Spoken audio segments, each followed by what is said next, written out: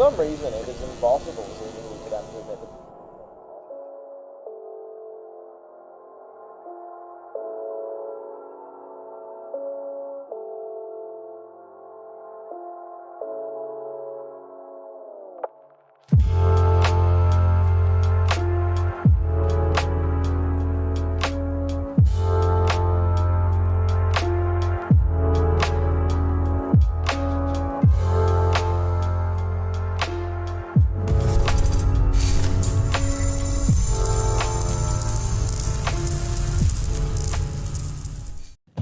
And hello, everyone. Yes, hello. What's happening? I totally didn't just run up the stairs with all of the water for today's stream. Yep, absolutely not. Absolutely not. Good. Well, yep. there is a bunch of WoW news, as it turns out. Yep. Also, a bunch of other news, as it also turns out. Yep, lots and lots of news. Hello, everyone. Yeah, so... What is happening in general, I suppose? Have a little chat with the boys and the girls and everyone. Yeah. I would say not a great deal. Some of us have been playing New World. Yeah, that's... Maybe not a lot else. yeah, that's kind of... this week's been like the shortest week I can remember recently, between getting certain specific bits of work done, but also it just being... And it's New World has, despite it... You know, we'll talk into it in detail later on, but it's just a thing where you start off and you're like... Yeah, kind of mid in some of these things. I can see all like the problems of execution in terms of combats. Maybe not super ideal. Starts off a bit slow. Maybe the questing isn't the best. And then you blink, and it's 20 hours later, and you're like, "What have I been doing? Why am I level 20? Why have I got an inventory full of stuff? Oh yeah, it's RuneScape. It's a sandbox one MMO. Of those games. Yep. Yeah, I think it was Lazy Peon. Who was saying that like he kind of preferred it when you could just mob grind for XP. And I'm beginning, because I think it was like that in an alpha or a beta maybe. I am inclined to agree. The quest flow is kind of boring as fuck, but everything else is really solid. Yeah.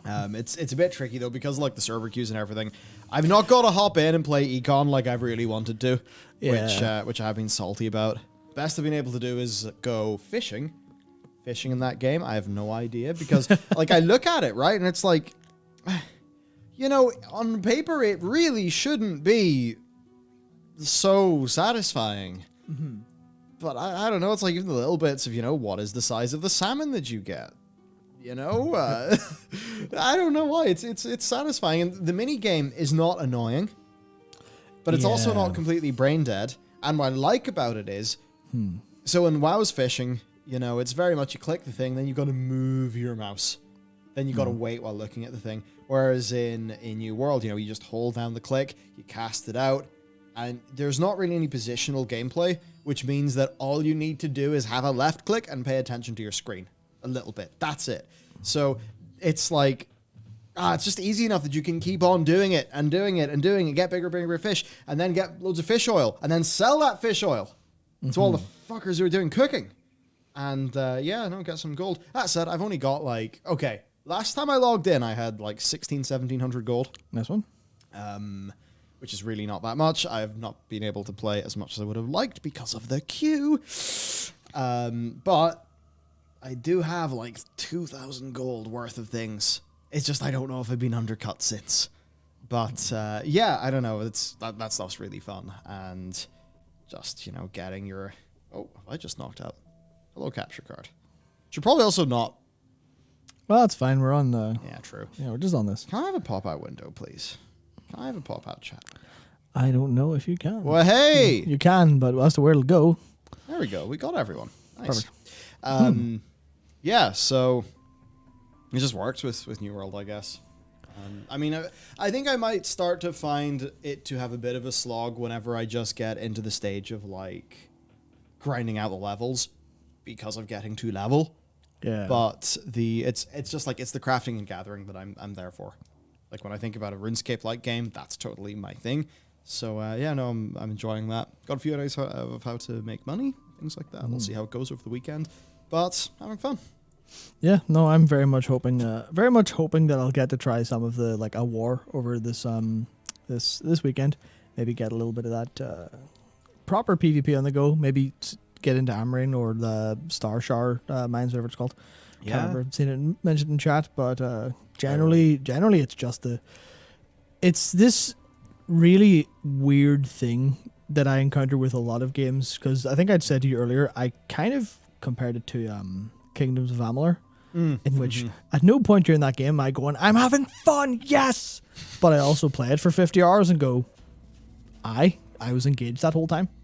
I wasn't singing and dancing, but I was engaged the whole time, which is more than I can say for games that I like actually more and think are more fun. Yeah, that's the weird thing. Don't kind of hold you around as long, which is There was certainly something interesting. about a game just being like mega playable, I suppose.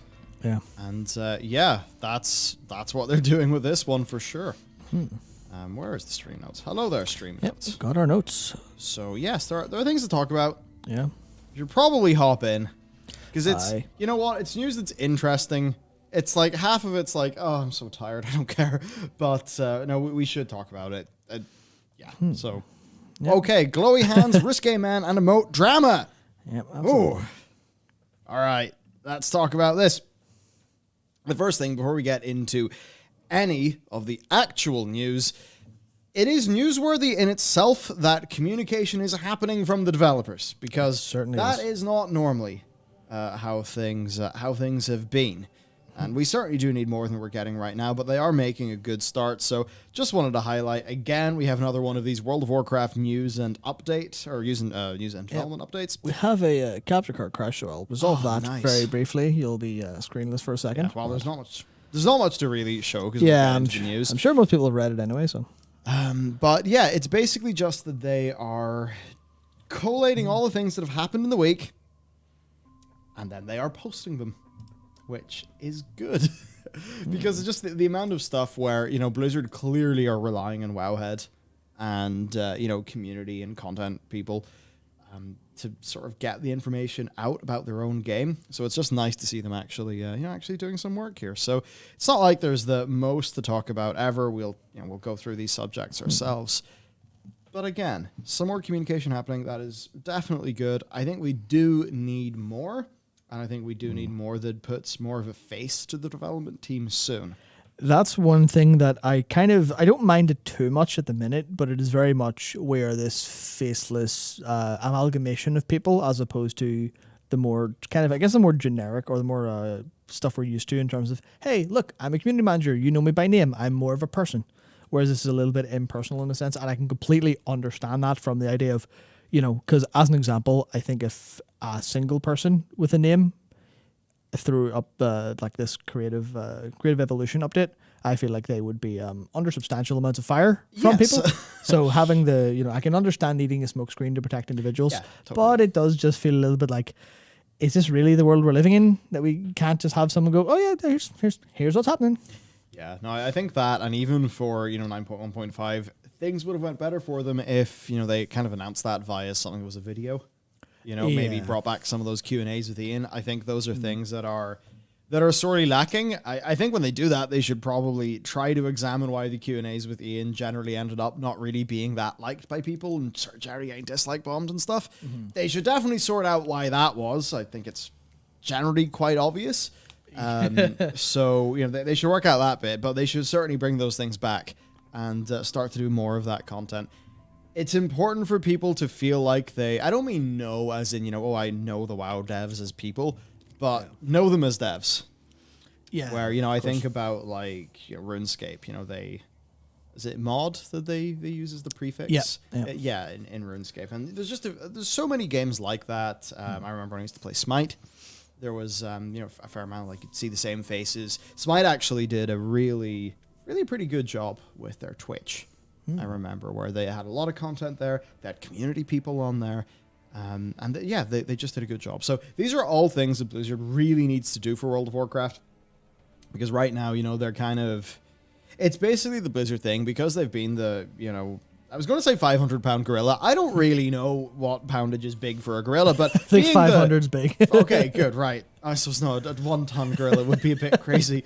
But it's like they've been so used to, just being the big, powerful motherfucker in the room that they kind of basically soft power didn't matter to Blizzard because they had hard power. And in this, sort of analogy, right? Soft power is your relationships with the community, your relationships with fan sites, and I guess sort of community people.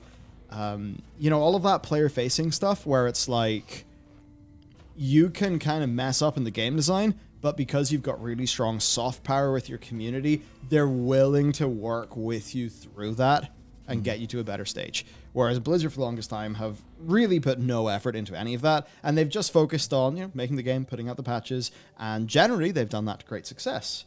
But now they're at a stage where their hard power is waning.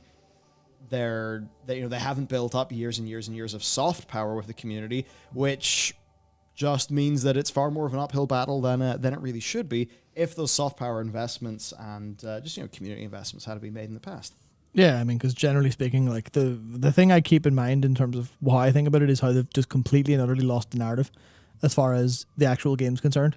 Where if you have soft power, you can kind of go, hey, this is, we're doing our best, blah, blah, blah, blah. There's good faith, there's a decent bit of faith here, and that'll keep, people from running out of control with, like we saw earlier with mainstream media outlets. Well, yeah, the mainstream gaming media having articles and headlines that were just, oh dear, oh dear, an investor's going to see that and ask questions, which I think, may have contributed to them actually having to shake things up internally.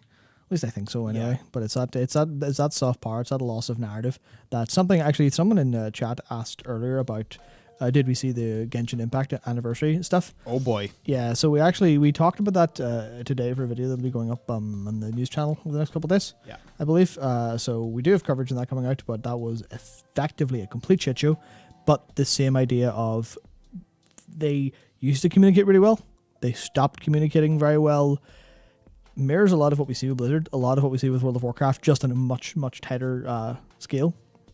And it's the same idea of they let that soft power go, they lost the narrative, and now it's all just, the player base and the community are running out of control. Yeah. Saying whatever they want, and we have no way of coming back for it. Yeah, so it's something for developers who make live games to really think about. It's good to see there's things happening here, that they're making a start, so hopefully that continues and gets better. As for the news of the day then, the first thing is the big post that went up last night, a message from the World of Warcraft team, which is basically them talking about the evolution of content within the game, so let's just talk through this. Over the last few weeks, artists and writers across the WoW team have updated a small number of old quests, art assets, names, and dialogue that we identified as outdated and consistent with our values as a team. Now that's going to mean things like painting of lady turned into fruit, the twin consorts fight being renamed twin Empyreans, a few other things. Masturbator is gone now because it's gone now. I don't know. These updates are a relatively small part of a comprehensive company-wide effort to improve the WoW team and Blizzard as a whole, but they're important to us as developers. So that's, I think, the first thing here. It's becoming more and more clear that this is actually not about the game itself. Yeah. This is more about what they are comfortable with at work. Yeah, and company that culture. Sort of thing. Company culture. So I think they're just taking the view that in a company where, bros before ho-ho-hos is a joke, that I guess that's not the company culture that they sort of want to have. Same goes with an NPC called Master Bader, which... I mean, at least, bros before ho-ho-hos, I can kind of understand a bit more than Masturbator, the fishing NPC. Yeah. Because that one is, I guess, a bit more gendered. But I mean, Masturbator. Yeah. It's not just men who do that. It's interesting because I think like the gender nature of it's interesting where, bros before ho-ho-hos, ho is a derogatory term for women in places. So that I understand. But when it comes to my sack is gigantic and Masturbator is like, those are just juvenile jokes, which, I imagine they're juvenile jokes that come from maybe staff members or maybe a culture that they kind of don't like anymore or don't want anymore. Yeah. I think that's what I think anyway. Pretty much, I think that's what's going on. You're seeing them kind of update a lot of their things where they're happy for the plot lines of the game to be very, very edgy. Very, very, very serious. very 14-year-old sort of read Nietzsche is kind of the joke that people make. That's kind of where they're pushing their plot. But then for all character-related stuff, they're really trying to soften things up and to make things feel a lot more wholesome. And I guess maybe a lot more sort of pure feeling. So we're kind of left in this kind of world where it's like, it seems like they're going to try to make a lot of the characters and the social dynamics of the Warcraft world feel really quite soft as compared to how they used to be, perhaps. I would then just say, like, sure, you can do that as the direction for the game, but that can be a little bit tricky when the plot line feels... when the plot line feels as if, Dave and Dan from Game of Thrones are kind of coming in and trying to make it all, as sort of big and edgy and shocking as they can. Yeah. So that's the bit I think from a player perspective feels weird, but then you got to remember that I think these are beginning to be more and more evidently not made for players, which I think is why a bunch of players, not just men, why I think about a bunch of players are maybe puzzled or confused by these updates. So to continue, in a game that has thousands of art elements and a word count in the millions, we recognize these updates will amount to a very few, just a small amount of total changes overall. Nonetheless, we believe these changes are worthwhile. World of Warcraft is meant to evolve over time, and every day, new players from every walk of life and every corner of the world experience our in-game content for the very first time. As a team, we want the world they see to stand as an expression of our talents and principles. Goofy jokes and occasional mature innuendos are part of WoW and probably always will be. Still, we want to be mindful of whether certain jokes are welcoming to all players. In short, we want our jokes to be inclusive and not punched down. In that case, it's like, sure, but like, why is an NPC called Masturbator? Like, that is inclusive and doesn't punch down. It's just a stupid bit of wordplay, which then makes you think, is it actually the case that the person who implemented the NPC called Masturbator turns out they have loads of HR complaints, and then that's the reason why that bit of content is going? In which case, that is evidently not a change being made for players. It is a change being made for internal purposes. Yeah, so I think under that circumstance, you can kind of go, if they were hyper transparent about that, as much as legally, capable, saying, hey, so there's a couple things that we think are, well within reason for what we consider goofy jokes and mature innuendos, but we're going out of our way to remove things that we feel are inappropriate because they were implemented by people who cause harm at the company. So for the sake of developers and those involved, we're removing those. I think, if possible, a statement like that could be very helpful in kind of stopping the stuff of the kind of the puritanical approach that people are coming at, because I can sort of see that coming through some of their changes. Is very much feels like that, but then there's other changes where they in Karazhan, in the Den of Mortal Delights, you can see they aren't necessarily opposed to that. So it's kind of like, if they could be hyper clear on their principles, then people would at least know what to actually disagree with that the developers also disagree with. But I guess that's just a question of clarity more than anything else. Yeah. So to continue, occasionally when determining whether to adjust content, there can be circumstances that further complicate our decision making. For example, some of the art that populates our world is often reused throughout the game. To be certain we don't have any instances in which this art appears in a way that is not respectful, in some cases we might opt to replace specific elements entirely. I'm guessing that's referring to those paintings. Maybe they feel that those paintings were okay in some instances, less okay in others, and just swap the image file, done. It's important to us that we ensure Azeroth is the best place it can be for everyone, and we will continue to improve our processes when it comes to this kind of decision making. See, I think then what people want to know with that is, you can see how that's an agreeable statement, but then if that is a sort of a point of creative intent, well, are there times where you want Azeroth to actually not be a nice place? And that's where it gets a little bit tricky, because we've got Sylvanas doing her things with Teldrassil, etc., etc. So how does it all mesh together? As an example, like, in, say, FF14, it does incorporate aspects of, sexuality, probably a few gendered things as well, but it generally does that in a way that feels consistent in the world, that feels like it's an actual story that realistically could be taking place within that world, and it's in a situation where it's there, it's in the world, but obviously things that are in the world created by developers don't have to be things that the developers agree with. Of course, yeah. Because, I mean, if you're making a world that is just full of, stuff that perfectly conforms to what you think, that's going to be a pretty boring world.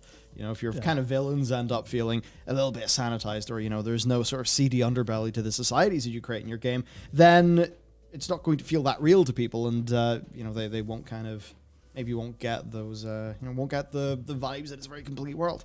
Yeah. So I think that's one of the things from my reading online that people are a little concerned about, or they're maybe not sure exactly what the WoW team mean. Is this just Azeroth talking about, like, the game world we're in, not having, overly offensive content in it, or stuff that is, things that were implemented by people who have had a sordid past? Or is that to do with the nature of the in-game content? Like creatively, I think it's definitely the former, not the latter. But I think quite a few people are concerned that it may be the latter.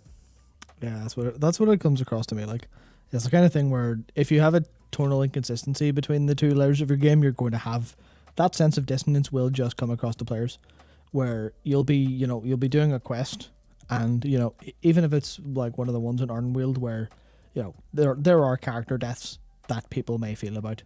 You're like, oh, well, that was pretty harsh. Oh, that was, someone was possessed. Oh, that's actually, if you think about that, that's really a horrid thing to happen. It's one thing's bad enough to die, but to die in service of something you don't agree with because of possession, that's horrendous. But then if you go back and you're like, oh, well, there's everything else is squeaky clean, and I'm not allowed to use certain emotes or emotes I used to use it I now remove because they weren't clean enough, then you kind of run into the problem of just people aren't going to feel at home in that world, the world of the story, if that's not where they spend their time. Yeah, so it's I don't know. It's a tricky situation because it is one that's really been spurred on by this kind of the context of obviously all this terrible shit coming out about what Blizzard was actually like for a very long period of time. I think it's just the sort of thing. It's probably reasonable to expect a mild overcorrection at the start and, probably just kind of let it pass, let them find their feet. And, it's the sort of thing where, if the next expansion comes out and it really feels like it's, kind of being like, babied down, but then super made like complex with like, new crazy lore and it all feels super dissonant, then maybe that's the time to be like, whoa, what's going on with the creative direction here? But I think for the most part, this is them making changes for an internal sake. Yeah. That, has here been sort of communicated to players, but I think in a way where there's probably quite a lot of context here that we're not aware of. Definitely. And perhaps context they're maybe not even really sort of able to share in a sort of professional way. To continue, though, we want players to be able to express themselves through their characters, so we don't intend to change existing looks or cosmetics. Now, that is good. There's a decent amount of skimpy armor in the game. A lot of that is from the past. That is armor that is, from looking around Twitter, not only enjoyed by men. In fact, a very broad, diverse amount of people, liked to use the more skimpy armor. They were worried that Blizzard were basically kind of making it, World of Warcraft none edition. And does seem like in this case, that's not going to be happening. So some people will definitely be happy about that. Instead, we want to ensure we're offering a wide range of options for players to represent themselves. Again, that is, I think, exactly what we would almost all agree with. This work is ongoing alongside our development of new content and features. You're going to see it more of it soon in 9.1.5 and in updates to come, and where applicable in WoW Classic as well. An example of a post 9.1.5 improvement is the creation of an incubus demon. Basically, succubus, like hot sexy woman demon, incubus, hot sexy man demon. Yeah. That's what they're at. So, it's kind of like demons who are, have a very similar vibe. In a future patch, you will be able to glyph into having an incubus, if that is what what you want to use. And I think that's great. That's purely additive, gives more people, just ways for their expression. So I think that's great. It's definitely the way to do it. Add in more skimpy armor, add in a male sexy demon, add in this, add in that. Just give people, more options, I suppose. So that's definitely good. And they say, as WoW continues to grow and evolve, we'll keep discussing, reviewing, and acting this kind of feedback. As always, we're immeasurably grateful for your input, and we hope you, keep it coming. So there's that. Sound. There's the one thing there just to also talk about. The player feedback influenced many gameplay improvements in patch 9.1.5. Then they had their own internal feedback set up. To deal with this, right? So from what I understand, they've basically changed up some of their internal communication policies to perhaps allow for a little bit more sort of decentralized command, a little bit more individual action. And, you're seeing some of that being taken here, but I think you're also seeing some of that being taken in the form of player feedback actually being listened to and actioned on, which is certainly a good thing because 9.1.5 will make World of Warcraft significantly better. Certainly. That's almost an undeniable fact. Now, whether it will make it good enough for you to want to play it, that's entirely besides the point, but I think everybody could agree that 9.1.5 is a universal improvement. So, that's that. I don't really know if there's much else to say.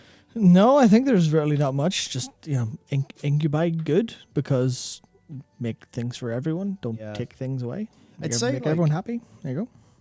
Don't shy away from there being sexuality in the game. Like, there's sexuality in the players of the game.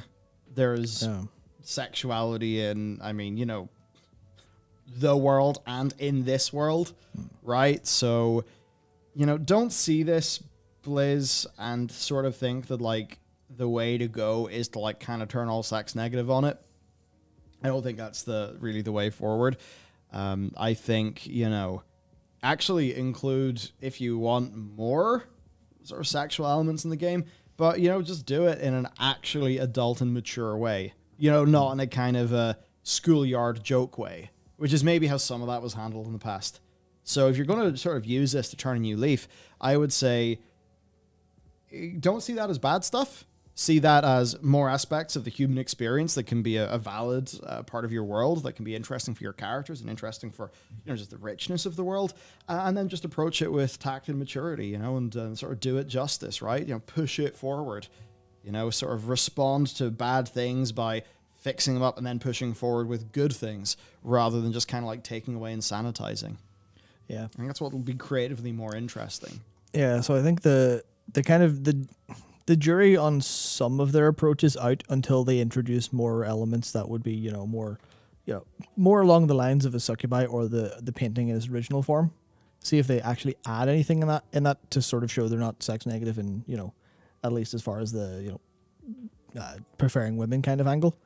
Because there is a fear. I think some people will be afraid that they would be adding specifically to counteract, and then they'll never add any more. So the case of, instead of removing the succubus, they'll add the incubi. Same in the Den of Mortal Lights, same in the Karazhan. They'll do that and then stay puritanical or sex negative in their additions from here on. But based on their willingness to do that and not to blanket change it away, I think they're probably... I just can't see a world where they are all in agreement that they should not add things in that, in the future. At least I think so, anyway. Yeah. It's hard to know for sure for now, but obviously they aren't going completely mental and going, no, everything hot needs to be ripped out. Yeah. Or they would have done it already, I think. Yeah, more options is good. Even for male characters, let people be less muscly if they want. Also let them be big Frank Frazetta, complete muscle bound, only wearing a few strips of leather, He-Man or Conan the Barbarian looking things. Yeah. Let them be that as well. I would just say, open it the fuck up and just let your players do shit. I think that's totally the way to go. Yeah. So if somebody wants to be Crowman the Barbarian, just let him. Yeah. And where's those the skinny Kultarans? The really ones, the real stick-like ones. Yeah. That's what the people need. Aye, indeed. So there you go. There's that. Right. Let's move on. Just that actually we're kind of moving on back to the same thing. So the great emote purge of 2021 because, emotes have been adjusted. Drool, cough, burp, fart, whistle, spit, and moon no longer change when targeted at a player. So, yeah. Can't slash moan someone. Yeah, I mean... The block feature exists in the game and, in fact, has been improved to be account-wide. So, in my view, this... Basically, I think this bit is just needless moral busybodying. Like, these are just things. They can be funny. They can be funny. They can be not funny. They're all parts of a big MMO world. If you go around spitting people all the time, and you do that to the point where it's harassment, I mean, report them, ignore their account. I guess some of this is maybe them thinking about the design principles behind Hearthstone. Yeah. Right, where Hearthstone is very much designed so that you can't tell someone to go fuck themselves. Which, of course, has just meant that people have found, bad-mannered ways to use the positive communication options that are placed within Hearthstone. Yeah, I don't know. I mean, slash drool. Like, what if somebody's got a really nice transmog, you're going to slash drool it? Oh, no! Yeah, there you go. Oh, no. Yeah. If somebody's a problem, just ignore them. I don't know. Yeah, so there's those. Then there's Pounce and Groan that have been adjusted when used while targeting a player. There's also 4 new emotes. Huzzah! Magnificent! Impressed! And Wince! And also, Kick, Stink, Shake, and Moan have been removed from the game. It's a real shame. It's a real shame that they have to, because obviously if they had just added and then not removed, it'd be like, all right, sweet, there you go. People can be a little bit more positive. It just comes across as like, it's so protective of players in a world where I think players have tools to protect. Don't need protective. Yes, I like how Dakor just said, how will I drool at bowls of fruit now? Very double plus ungood.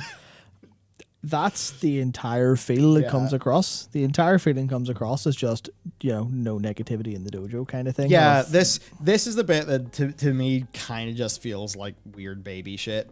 I mean, I don't know how adults really end up having a big issue with these things. I mean, if somebody's being a dick, if they're, harassing you, ignore them.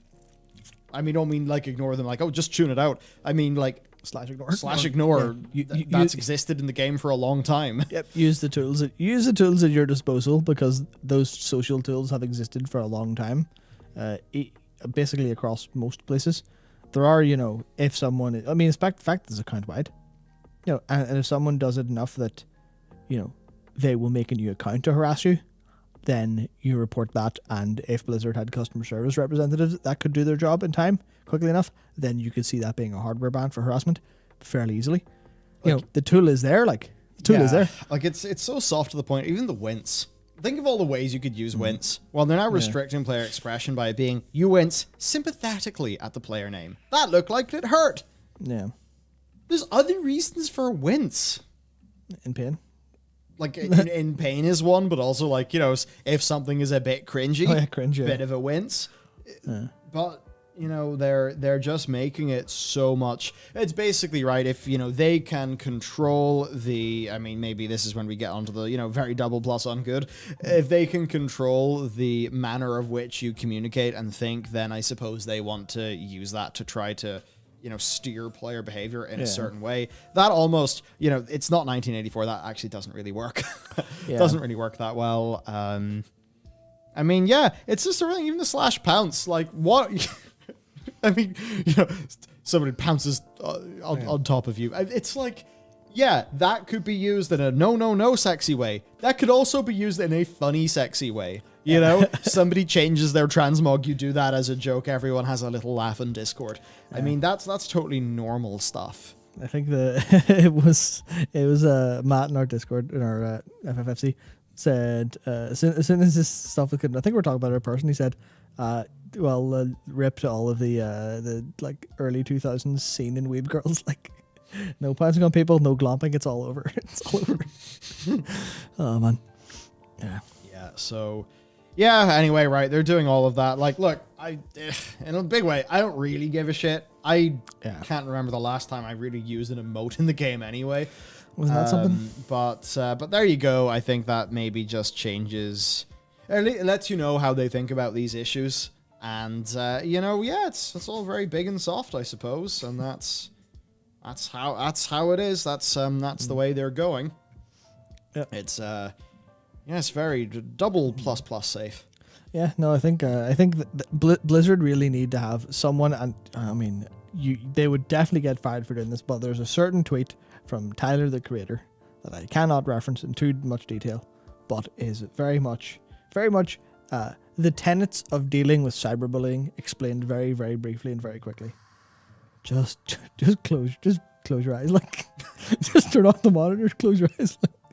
Obviously, deal with tools when people are genuinely being, harassing, but it is a case of just, maybe there's a little bit of a skin thickening that needs to happen in some places. Yeah. I mean, I'd say, like, not in the office environment. If you're having a bunch of shite being flung at you, I mean, obviously not. But, in general, I think a little bit of that. I feel like that's not the sort of thing, and I don't know, maybe, I don't know what it is, but, like, I feel like growing up in our country with what things are like here, you generally get a decently thick skin pretty quickly. Yeah, no, it's pretty quickly. So I suppose, like, for us in our cultural context, we kind of see all this and we're like, oh, what? That's a bit weird. But, maybe perspectives are different in other cultural contexts or something, and it's just, something that we don't really understand. Maybe it's different over there. Maybe. I mean, certainly there's times, one or two people like from the States who have came over that we know. They have described, like, in this particular case, their experience as a woman, from sort of compared, right, Northern Ireland to there. Yeah. And I remember the lot of us being completely fucking mind blown at the shit that she had to put up with on a very regular basis. And I've heard kind of similar from other people. So, maybe it is a case where some of these things are worse in different places. I don't know. I'm trying to, like, think through, I suppose. Yeah. So, I just suppose for sort of where we are and stuff, it all seems a bit weird, but maybe there's another perspective. Yeah, no, I think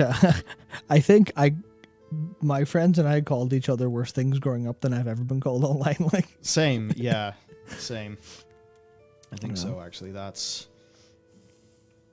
And sometimes even, like, there's this whole concept of, like, even on a regular day, like, we will say things to each other that if you had zero context and, didn't understand, like, there's, like, a concept, of what the thing literally means is not what's being communicated. Which usually that can trip people up from there's always the thing of, like, the whole reason why people end up feeling like they have to say /s at the end of something in the internet, because, maybe if they're, like, from the UK where sarcasm is, like, UK and Ireland, right, where sarcasm is, like, super normal and very fucking standard communication, but maybe as soon as it gets outside of that, like, it's like sarcasm just whooshes, so I mean, I don't know what it's like. Anyway, they've changed some emotes. There you go. It's barely going to impact the game. But are we? No, we still have more. We still have more things. I think we can sort of speed through this thing. We covered the principles of these, I think, fairly well. Yes. So to sort of keep it on. To keep it on going, then, coming to a carousel near you, we have got wanton hosts, night lords, and zealous paramours and zealous consorts. Yes, so basically, it was very much all the ladies in, sort of ladies of the night, perhaps, that sort of context. Now, there are both ladies of the night and men of the night. There you go. So, that's what's up. That's what's up for Karazhan. They're making it. I was going to say less of a sausage fest. No, literally the opposite of that. Yep. Which, in this case, you can sort of see why they would have done that. So there you go. Just adding in a bunch of sexy men to go along with the sexy women who are there. Also, there are vacancies at Illidan's Pleasure Palace. So Yeah, if you're a sexy man and you want to be going into the den of mortal delights, if you want to be one of the titular mortal delights, then yeah, you can be, because there are new male patrons who are in the den of mortal delights within the Black Temple, who also, by the way, are making use of new customization options, including the new skin tone options, cosmetic glasses, and Fey Reveal Mask. So there you go. As Keyboard Turn pointed out on Twitter, textures for these new male counterparts were data mined a month ago, so certainly something that was planned ahead of time. There you go. That's what's going on there. The Den of Mortal Delights is, funnily enough, still full of mortal delights, so pretty much achieving the same thing. Now, the Master has baited his last, because Master Baiter is now called Zhang Jia? Zhang Jia? I feel like I can do a decent stab at the forename, maybe not so good at the surname. Now, might have to explain this very deep joke to you. Go for it. Give it your best. This character is in fact named after rubbing one out, tugging one off. What? No, it's not. Bleeding the snake, shifting your Johnny. Okay, some of these I'm making up. Yeah, no, he's absolutely not. He's just the master of baiting fish. Yeah. He can't reel it in. He can't reel them in. Yeah. So, he does have a bit of a problem per Master Baiter. He just baits all day, no results. Yeah. So anyway, everybody's Azeroth's favorite Coomer is now gone. Yeah, so this was a joke about jerking off. Everyone does it, I guess, but not anymore. I suppose this is... Okay, here's the thing, Blizz. If you remove this because it was a sex joke, fuck off. Because, there's nothing gendered about this. It's not punching down. It is inclusive, so by your own rules. Now, if you remove this because, I don't know, Jonathan the Craft, is that the one? No. Is he the one? He was gone. Yeah, Crafticus, he was gone. Maybe if it's because he's gone, or, Jesse McCree did it, or, somebody who, put in this sex joke and then went and grabbed someone's boob, or did something deeply inappropriate, such that every time a person in the team sees this NPC, they are reminded of a sex pest. Well, that then is a pretty valid reason to remove it, actually. So that's basically the thing. I am going to choose to believe that Blizzard are not removing Mr. Master Baiter because of anything sexual about the joke. I am instead choosing to believe what I think is the most likely, which is that whoever made this very highbrow, very intellectual joke, was in fact somebody who was doing bad things, and they do not want the residue of said person to be going around, just being in the world, right? And that's for their own internal reasons, and I think that would make sense. There, that's the take on Master Baiter. He's baited his last. Yeah. Maybe it's unfortunate for Mr. Master Baiter that, that the person who put Mr. Master Baiter in the game was being bad. There's some people saying, that's not why it is. You see, I think there still are some sex jokes and innuendos and stuff in the game. They haven't removed the /flirts. And the /flirts are literally just sex positions. They're good, they're really funny. So they've not removed the /flirts. Now, if this was cleaning up everything of a sexual nature in the game, then those /flirts would be gone. Yeah. Right? Because those are far more risque and sexually charged than per Mr. Master Baiter here. I did see one person... Okay, yeah, haven't yet. If they do remove those flirts... then there'll be words. I am with you there, right? They should not remove those. They are they are just funny emotes. They are fucking jokes. And people should be able to take jokes. Now, I forget exactly who it was, but there was a WoW developer who basically tweeted about this in a way that was, we've taken out the trash, now we've got to clean up the residue they've left behind. Get it. So is this, the trash would be the people who have been sex pests and all of that stuff. So if this is just a case of cleaning up the residue, then yeah, fair enough. Yeah. If it is just, we can't have a joke about this in the game now, then it's obviously that's fucking stupid. I mean, you've got your genocide analogy stuff, you've got your, you know, you've got all that going on, right? You've got all this crazy modern edgy lore, yet you can't even have a fucking wanking joke. That's obviously stupid. So, yeah. Like, this is a joke that by Blizzard's own rules that they posted, it is an inclusive joke, and it does not punch down. So either Blizzard are lying about their intent, or it is what we've been told by at least one Blizzard dev, and it is the case that whoever did this had done some bad shit. And certainly, from what I understand, there was a fair few people who did bad shit, so there's not a crazy, you know, it's not like it's a low chance of that happening. No, I will take a little bit of issue to just some of what you've been saying, right?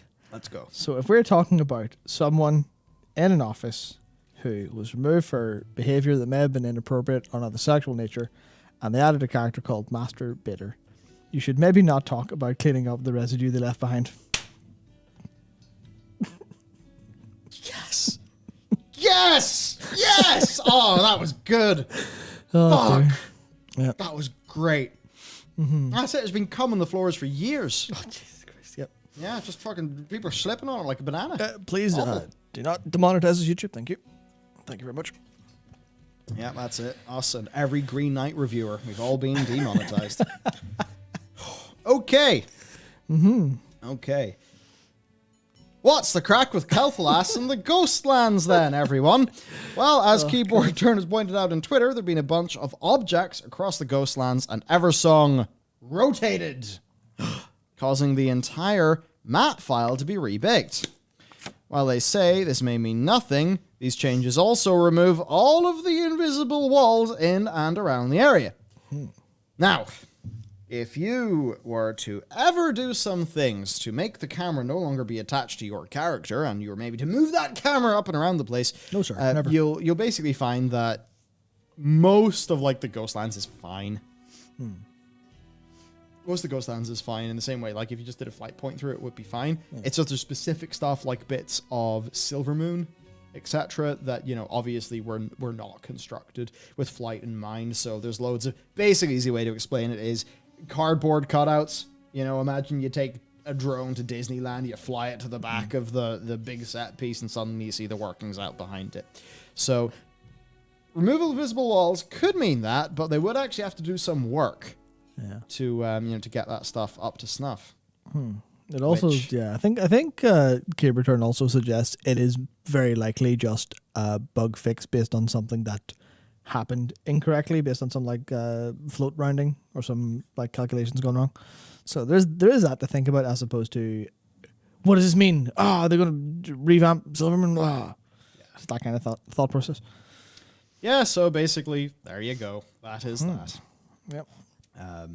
It would be interesting, I suppose, if that happened. People have wanted that for a long time, but there you go. There would be more dev work to do to get that working than just removing the wall. So next then, the pink chunky boys are now tameable. So the pink Alex can be tamed. Yeah. Only if you're half cut. Yeah, that's it. You got to be drunk or wearing the synth. Yeah, the synth blue. The synth. Or the synth? Yeah, the synth brew goggles. Yes, as in synthesizing brew. Yes, I'm very stupid. So there you go. As reported by WoW Petopia on Twitter earlier this week, the pink Alec that appears in the Grim Guzzler in Blackrock Depths, standard non-core and dire brew version of it, when very drunk or using the goggles, can be tamed by hunters. So you can be a hunter with a big pink elephant.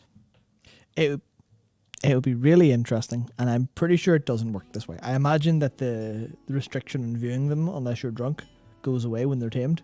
But it would be very funny for a hunter to have an invisible pink elephant doing all its work. That would have been a nice touch. So it would have. I think there may have been some readability issues on that one. Maybe some targeting issues, maybe. Because I just thought, what if you did that in PvP? I think it might go a bit wrong. But yeah. Next, right. Mage Tower achievements, Feat of Strength, and Book Mount. So, achievements. A Tour of Towers, Towering Success, and Tower Overwhelming have been added into the game.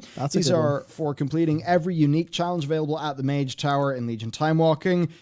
for completing a challenge for any spec during Legion Timewalking, and for completing every challenge at the Mage Tower across all classes and all specs, which is a pretty big one. I do it in an afternoon, no bother. Yeah, easy. Now, what's interesting here is this is in a new category called Timewalking. And this has got a lot of people thinking, why have they made a new achievement category For 2 achievements. for like 2 achievements? Why? That's the question, right?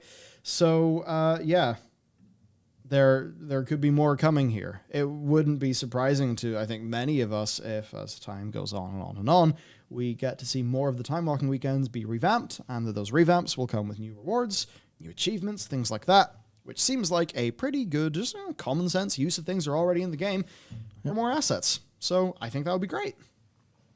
Absolutely. Yeah. There's no downside. It's pretty clear and simple, really. There's not a great deal else to say.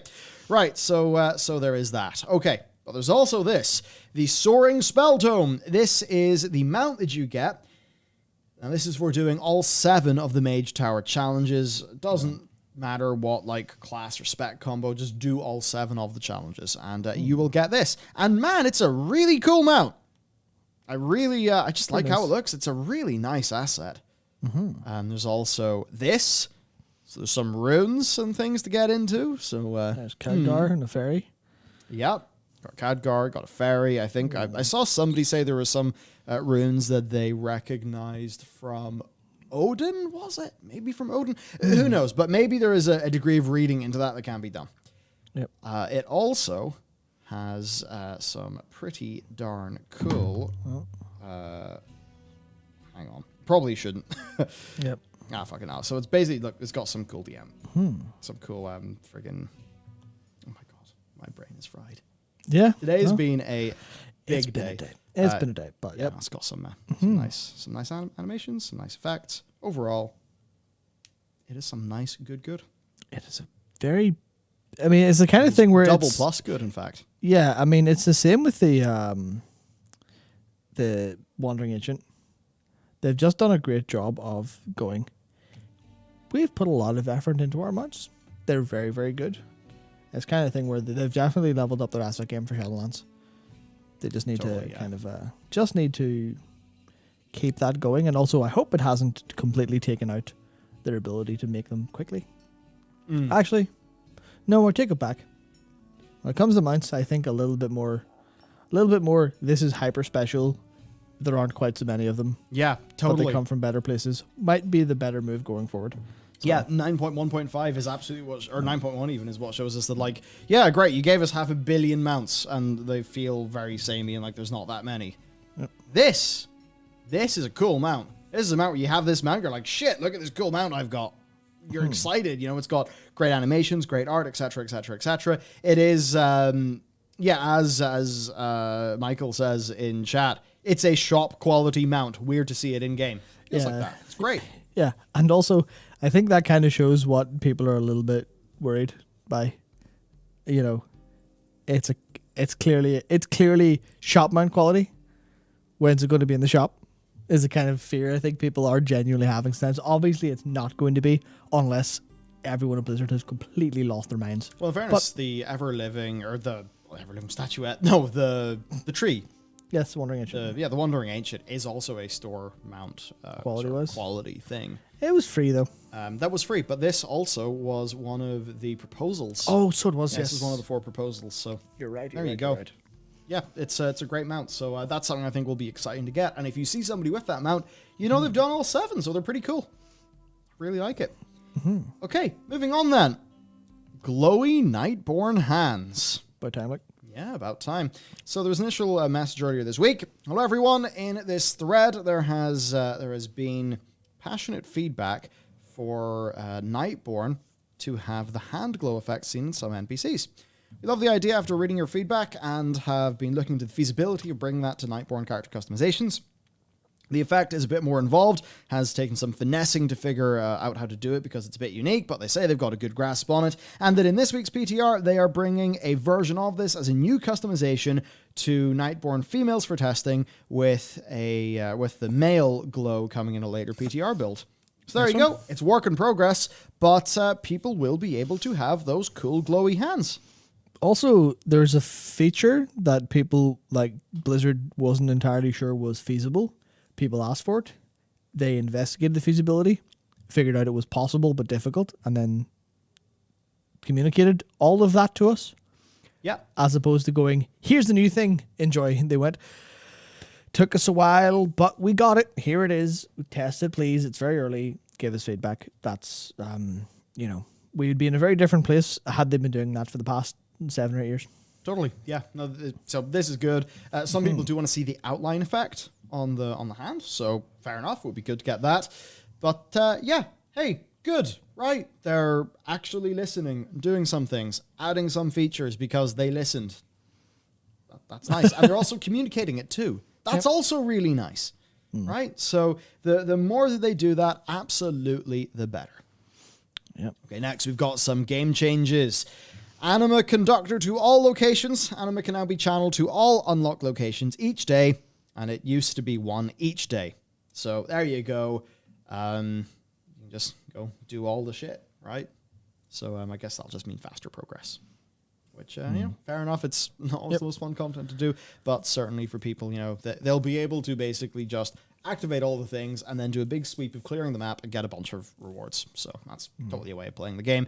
So that'll beef out the world content a bit. Then, the Timewalking raid bosses now count towards the weekly. So defeating raid bosses will now provide credit towards the Timewalking weekly quest, a burning path through time, a frozen path through time, and a shattered path through time. I wonder, for some people, will it be easier to just quickly hop in, smash those bosses, and have that be faster than doing all of the, doing all the dungeons? Maybe. But either way, it's just nice that if your raid does want to do that, it's a bit more viable. I would certainly say to Blizzard, though, the Timewalking raids are great, but let's think about how much more can be done with them, because I think it could be a lot. Yeah, I mean, I think this is like, I don't want to say this is me like being cynical per se. I feel like Timewalking raid uptick has been really, really quite low, even though it's been there, because they're a little bit messy, because they require a full group, because, they're only up for a period of time. But I feel like this is a nice little way of going, if it's faster, people might actually do it, which is a fun case of, because I don't think a lot of people would do the time walking when it rolls around if not for the quest that gives a decent reward. So I think that this is basically going to provide a substantial amount of uptick to that, which will be very, very good, because it's it's a raid that's queued for in that way. So you need the player base to actually want to do it. Yeah, which is certainly and the more people who are. That's just one of those things. Like, the more people who do it, the more viable it is for others to do it. It kind of snowballs, and it was good for the health of the game. Yep. All right, another change. Profession changes. Mining ore drop rates across all zones, including Elythrium ore, increased by 20%. Whoa, Reasonable. Just more ore now. Okay. Callous Hide and Heavy Callous Hide drop rates increased 20%. Jewel Crafting Essence drop rate increased 10%. And Lightless Silk drop rate increased 20%. So that is interesting. Not exactly what I would have expected. Maybe they just think that it's a bit too stingy now. Yeah, it's a very sort of strange. I'd love to know the actual reason behind this, like the literal reason, like, why have you done this? Because there's so many different reasons it could be. And I was like, which of the many reasons is it? Well, if they want to increase supply, it's either because there's more demand to meet, or they want to have the prices for some things drop. That could be it as well. Maybe they hang on. That video's not. Damn. I was gonna say there's a video that maybe they saw. They must be looking over my shoulder and saw the video I wrote, and are making changes based on that. maybe maybe that one will be out soonish. So there we go. All right, next time we got something a bit bigger to talk about. Classic Fresh Season of Mastery coming soon. Greetings, adventurers. WoW Classic Season of Mastery is coming, giving all players a chance to start fresh and a level playing field. This time around, we are planning slightly more changes. We will launch the new WoW Classic Realms for Season of Mastery. These realms will invite new and current Classic players to begin fresh at level 1 for a complete reset of WoW Classics content, starting at the very beginning of the World of Warcraft saga. As for what it is, well, they are still planning 6 content release phases. In Season of Mastery, the phase unlocks will be faster, such that there is a 12-month cadence, with phases unlocking every couple of months. So basically, at launch, it will be Molten Core, Onyxia, Maradon, PvP Honor System, and Battlegrounds, which is up from phases 3 and 4. So that's interesting. Phase 2 then, Dire Maul, Azurgos, Kazakh. Phase 3, Blackwing Lair, Darkmoon Fair, Darkmoon Deck Drops. Phase 4 is Zelgrob and Green Dragons. Then, of course, phase 5 is AQ. And Phase 6 is Nax Ramus. So there you go. There's the phases. Now, when we get into it, it's a bit more interesting because the raid bosses are going to be harder. So in the original release, they wanted to recreate the difficulty and the challenge of patch 1.12, right? From the original WoW. And they did a pretty good job there, but many raid encounters turned out to be easier than the first time around. A lot of that is players being more equipped, more experienced. I mean, taking, modern day raid attitudes to all the way back then. One thing people forget, back then, you could have had 15 people in a 40-man raid actually be properly pulling their weight. Yeah. Whereas now, you go in and you've got all 40, many of whom will have been raiding in recent WoW expansions and will really just know the game well. And of course, won't be 14 years old anymore. That bit as well. They will be clicking. Yeah, also won't be clicking. We'll have more advanced UIs, etc. People will just perform better. So, and that and patch updates greatly increase player power. With that in mind, we're planning a few changes to make the early raid bosses have a bit more punch and attempt to recapture the original challenge. So, to recapture the original challenge, you'll need to make them harder to compensate for players generally being better. So, world buffs are disabled in raid instances. I think that's something a lot of people will be happy about because you just have to go around and collect the world buffs and then either, before log out and then log in for raid, or use the chrono boon time displacer thingy to sort of save them up. So that's really good. Restoring mechanics that were removed early on for some raid bosses. No boss debuff limit, up from 16 in WoW Classic, and increased health on bosses to offset player buffs and the removed debuff limit. So there you go. They want it to feel somewhat more challenging than Classic did in 2019, and I think that is a great change. That certainly would make me more interested. Yeah, it's just one of those things where I feel like a lot of the changes they made sort of, after the initial wave of Classic and the no changes crowd were kind of a little bit more okay. We will agree there may be some changes that are more helpful, like the world buff stuff. So there's a lot of those changes they made that's like, yeah, now they feel more free to do that. They can give the, not the literal experience that a private server would give, but an experience that's literally,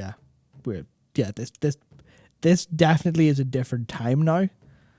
So I'd love to peer into a different world and see what it looked like if these changes were made for the original Classic. But I think this is one of the important things of actually, how they can go forward with Classic, and that's iteration on the same design, which is, kind of interesting because you'd expect the best thing to be, we'll make a new thing with a new design. But clearly iterating on the content people like a lot the most means that people will get a different experience from the same, the same quest content that they love, the same world that they love. And we are, one step closer to Classic Plus. Yeah. I would like to see, this is the season of Mastery. What is the season of, okay, there's new shit? Yeah. They might need a better name than that. Yeah. But what would that be? Season of Novelty, I don't know. Yeah. So, okay, next. Faster leveling. They are increasing XP gains from what they were in the first iteration of Classic. Their current plan is to set them close to what the 1 to 60 XP rates are in TBC Classic, with a bigger focus on quest XP experiences. I've seen a lot of people not be happy about this. I think it is fair enough because the, WoW Classic happened and, everyone got in and did that. I would say that if you are going to have a 12-month cadence and you're basically your plan is to have these seasons, then maybe and it's kind of weird because if you make the level up part of Classic smaller, Classic didn't, its end game content was not as massive a proportion of total playtime as WoW is now. Yeah. But if you're going to move it in that direction, well, maybe you'll need to do this if you're trying to compact that all into 12 months. So yeah, I suppose there's that. For a lot of people, this will also make it more of a prospect to jump in. Yeah, I think that's one of the important parts, I think, for this, because you kind of have to balance having, the classic players who are classic players in the sense that that's what, basically speedrunners. Yeah. Because flattening the curve kind of does bring people who only play a couple hours a week closer in line by, even if it's a strong enough, it could be a couple of weeks faster to 60 versus someone who does, 60 in a day or 2 or 3 or whatever the max speed was for WoW Classic.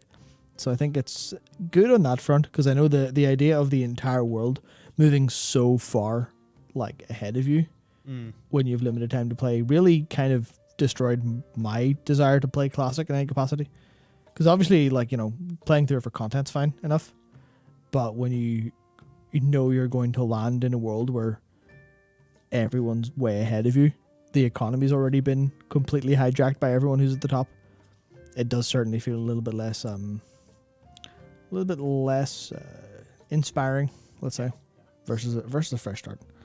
Yeah, it's interesting. But then it's like that kind of thing. The more they do it, the faster people will expect, and you would wonder what the next season is really, what it would look like. But to keep it going, then, for quality of life things, they are adding in meeting stones, and they've increased the mining and herbalism nodes as well.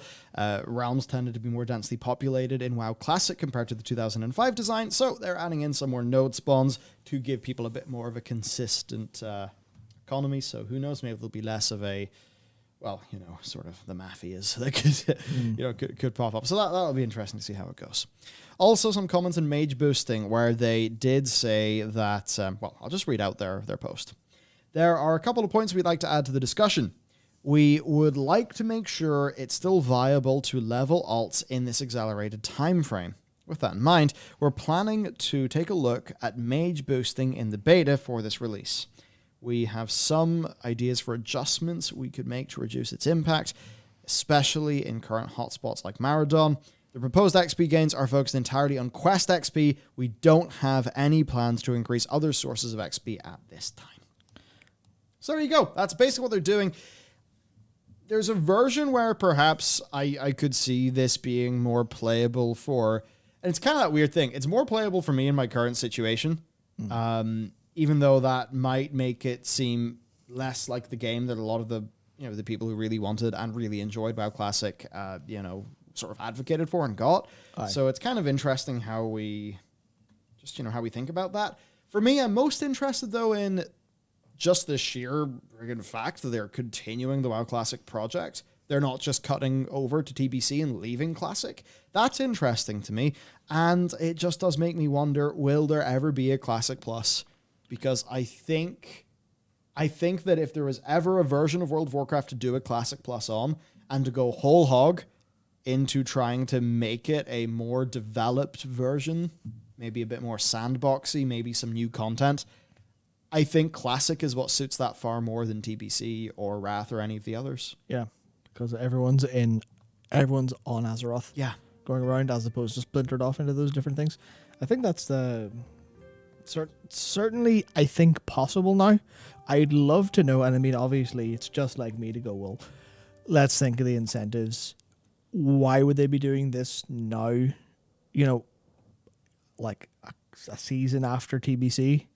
Is it, engage pessimist mode? Is it because TBC hasn't seen the results they wanted? So they're going to kind of try to run a multiple thing going on? Or is it just because people said, we would quite like Classic Fresh in a survey. Can we have it, please? So I have to wonder if it's that. I guess we'll see if TBC Classic gets any big changes, or if the team is grown to support both, or if the team is kind of shifting over to Classic Fresh.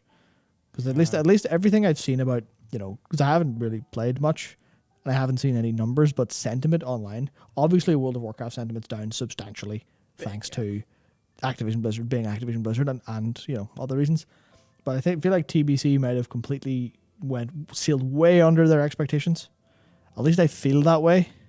Based on what I've seen. That launch week was just full of I mean, Asmongold TV video, 1 million+ views. Yeah. You know, it was negative sentiment everywhere. Yeah. Like regarding the monetization. I still see people talking to me about bots and stuff. Now, funny enough, I was fishing with a guy in New World last night, and he was saying, no, I'm still having fun in TBC Classic, and it's like, there's still loads of people having fun there. Yeah.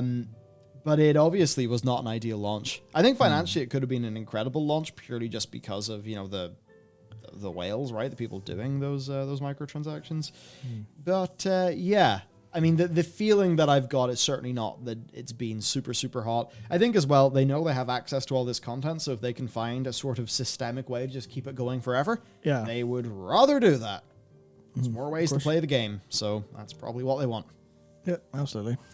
Another thing then, so we were talking about soft power at the very start of this stream versus hard power, and how Blizzard have never had good soft power.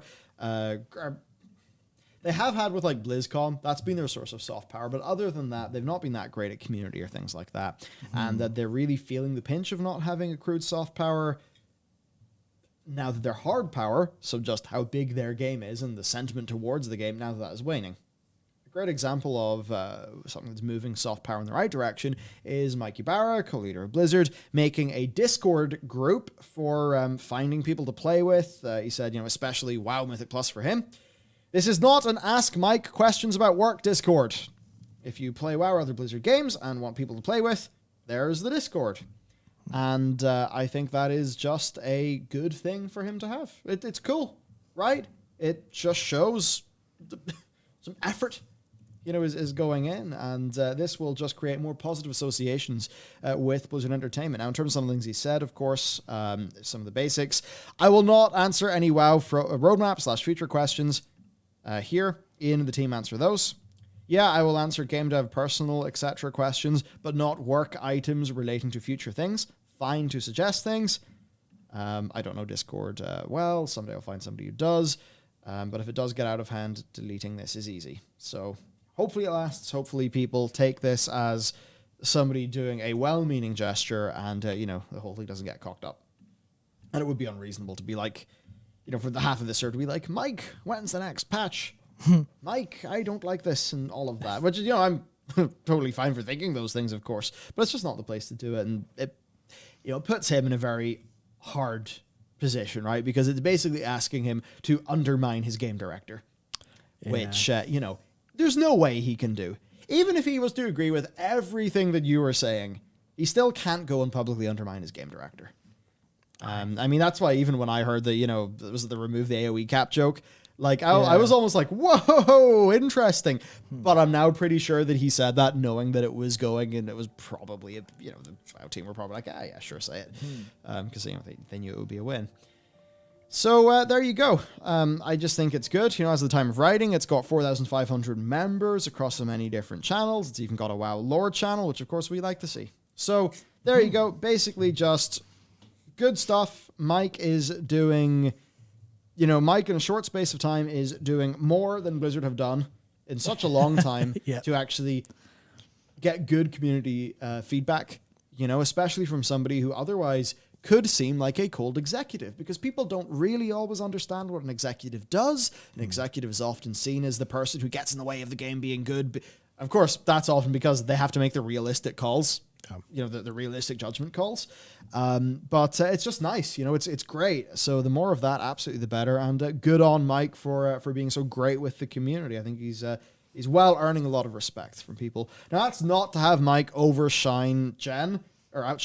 It's just that what he's doing happens to be a bit more public. I am sure Jen is doing a lot of extremely important and hard internal work as well.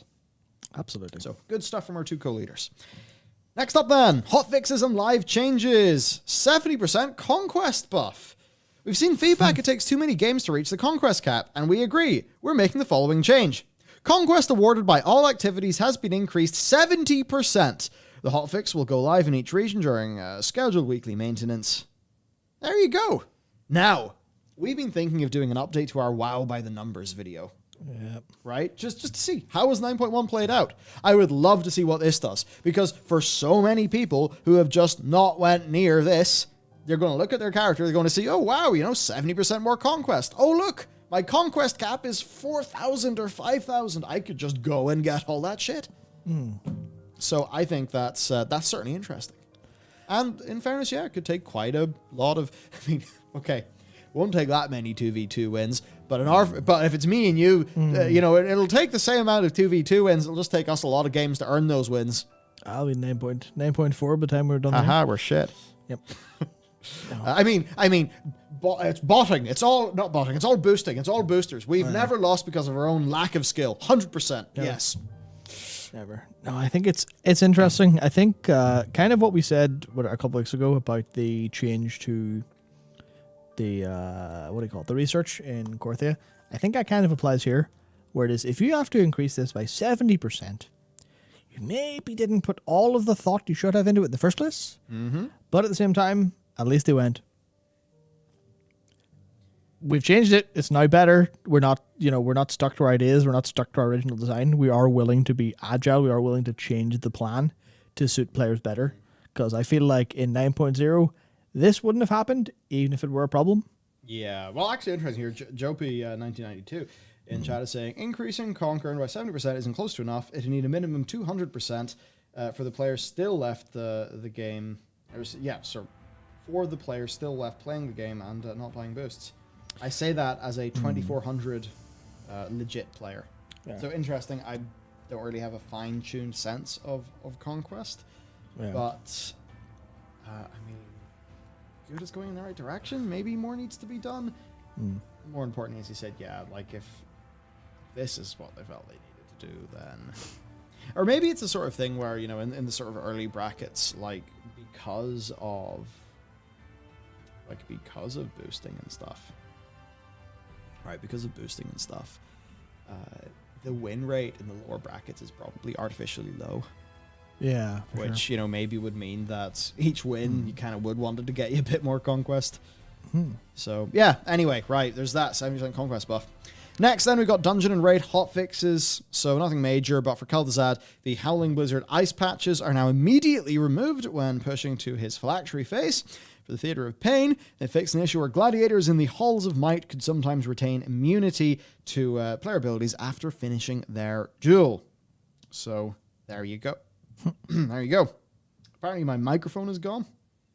I am now quite not loud.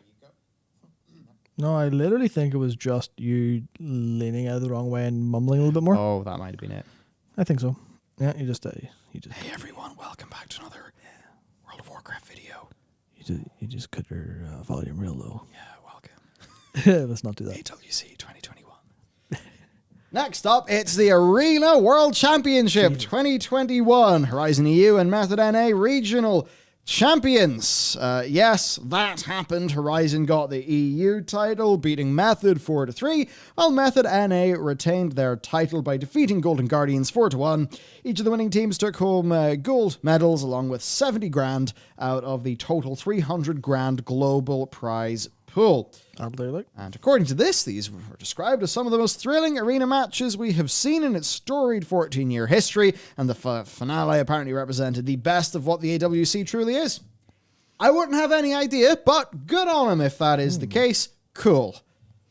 Yeah. Sound? Yeah, sound. All right. There you go. So the MDI Season 2 sees its conclusion this weekend with the Last Stand tournament.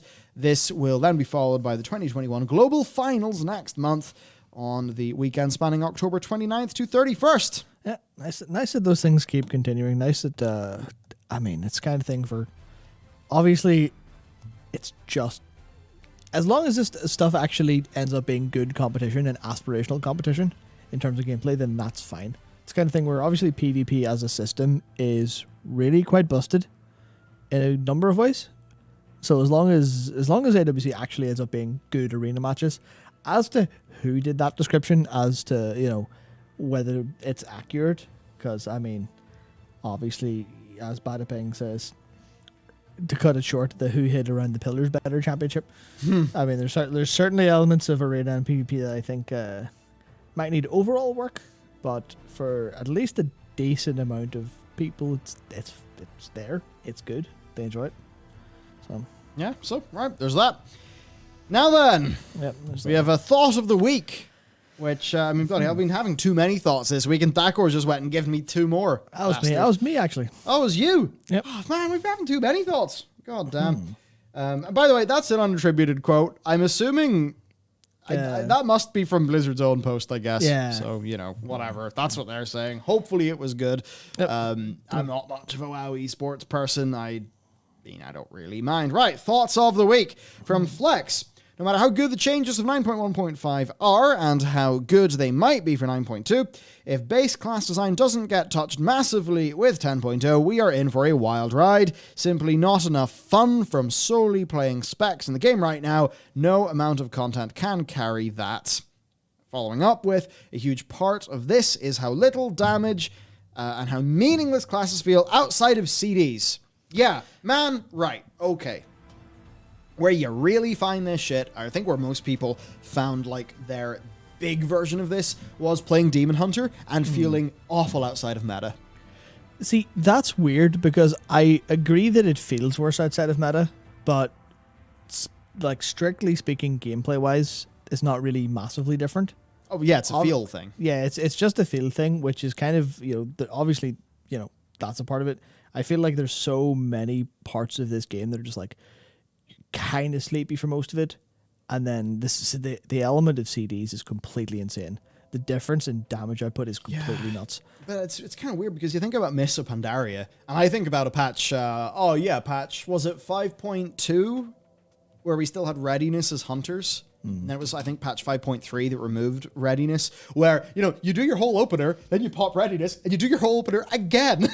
And for a lot of people, that was like crazy big fun. But I mean, they even got rid of it, back then. So that's an interesting thing, because there are points in time where the game has been super, sweaty, like in MoP, where you probably could have done a lot more. But maybe it's just a thing where if people feel like there's been an overall simplification, but then they are so dependent on the big cooldowns that it's not much left outside of it. Yeah, because what I think is interesting is I haven't completely thought this through entirely, but generally speaking, feeling good in World of Warcraft comes from a couple different places. One of them comes from, your animations, how everything feels, how everything looks, which is kind of roughly static. Unless you're like a Demon Hunter, then it's huge in meta, or it depends on which buttons you're pressing. One of the others is, literally which buttons you're pressing. And the speed you're pressing them, which usually goes up and changes and improves during cooldowns. And then the other one is how much damage you're doing, which can come across from hitting enemies that are like, regular enemies and watching them melt in a Mythic Plus or something like that, or, ads on a boss, or just knowing you're high on the meters. So there's kind of those different elements, and CDs are really, really concentrated feel-good moments. Yeah. But the bigger the difference between your CD and normal, the worse normal's going to feel by comparison. Yeah, I remember my CD for Ninja in FF14 was like 5% more damage. Yeah. And all these FF guides were talking about like it was the most important thing in the world to get it right. I'm sitting there from a WoW perspective, I'm like, okay, I mean, you're right, but it's 5%. Come on. Come on, right? I'm used to CDs that are like, if you get that CD wrong, you're fucked. Wipe the raid and pull again for a good part. Yeah, I mean, like, because obviously, I guess in terms of damage dealing, the only DPS I played sort of vaguely recently would be Red Paladin a lot, and the difference in killing something in the open world with wings and without wings is completely different. Like, with wings, I will kill something in a couple GCDs. Without wings, I'm hitting the same 3 buttons over and over. And it's kind of boring. It feels good in wings, feels kind of slow outside wings, but it's just that thing of they really need to reconsider that and completely pull down the variance level. Because feeling good is fine, but they've almost overjuiced it in that, you've got these really, really cool, you've got these really, really cool moments in terms of animations. Like pressing wings always feels great, especially now it's off the GCD. So you can press wings and whatever other button at the same time. That feels fantastic. So why do I also need to be doing 20% more crit damage and 20% more damage?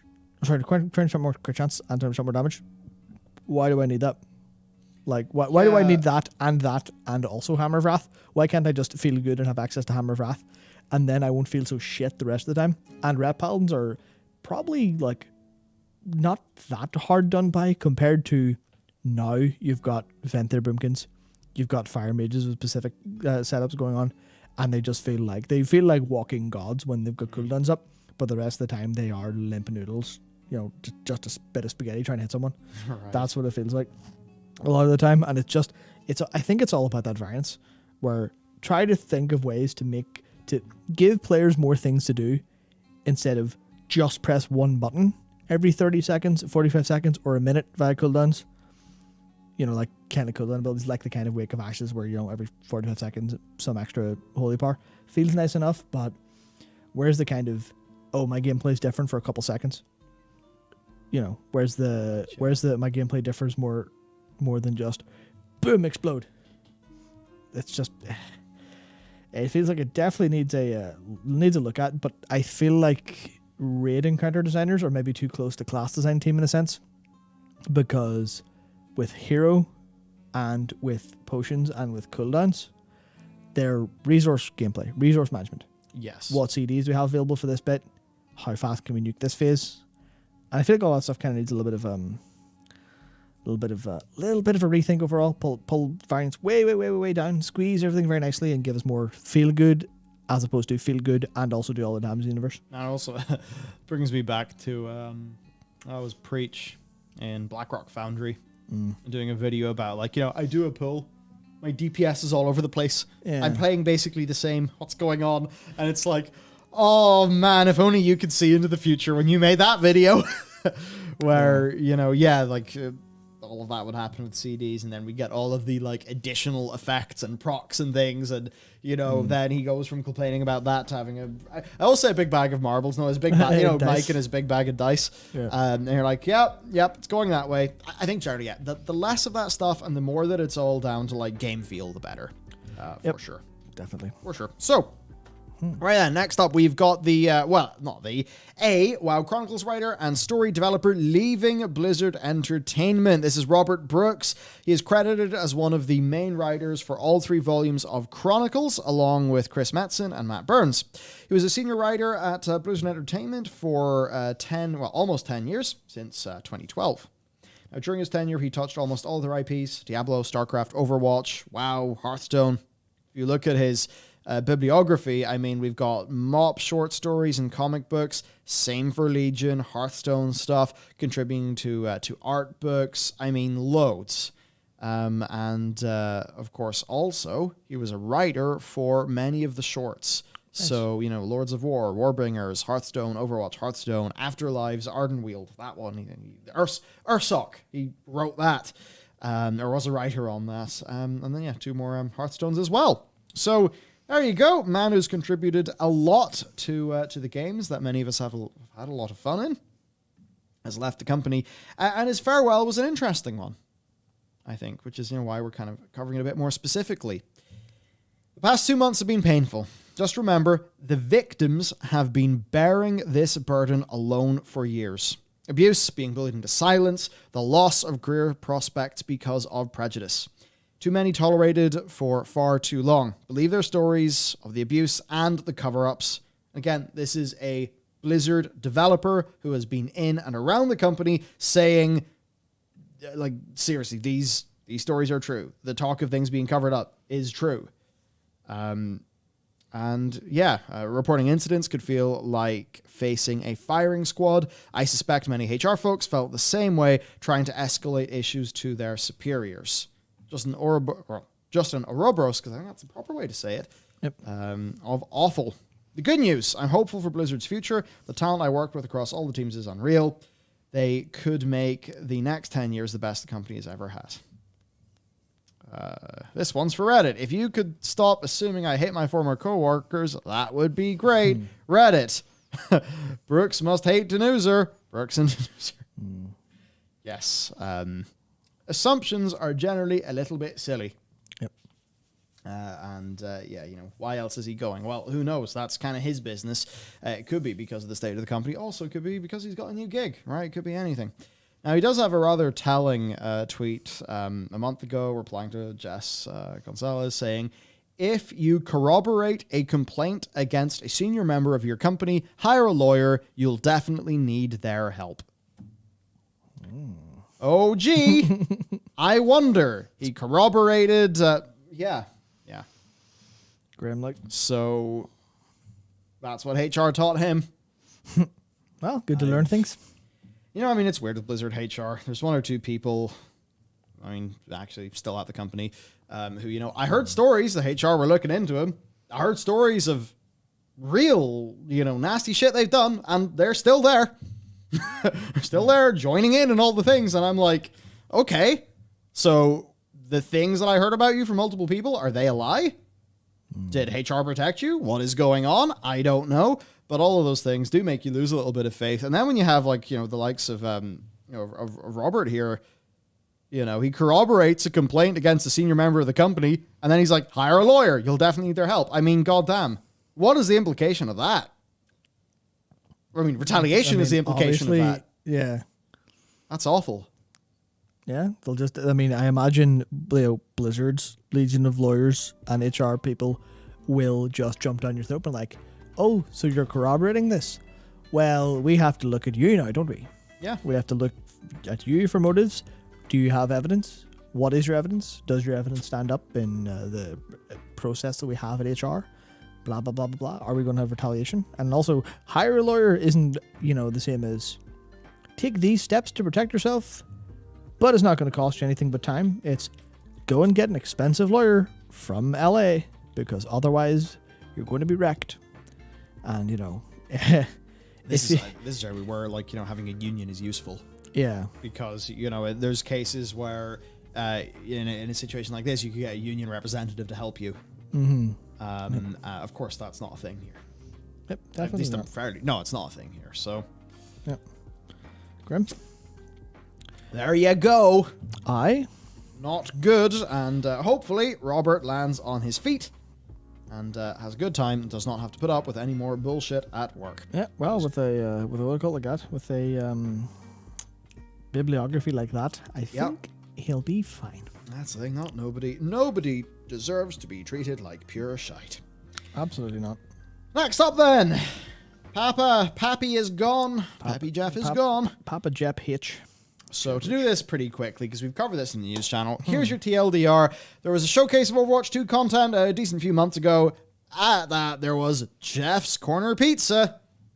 It's now just called Corner Pizza. Why is this? It's because it's no longer Jeff's.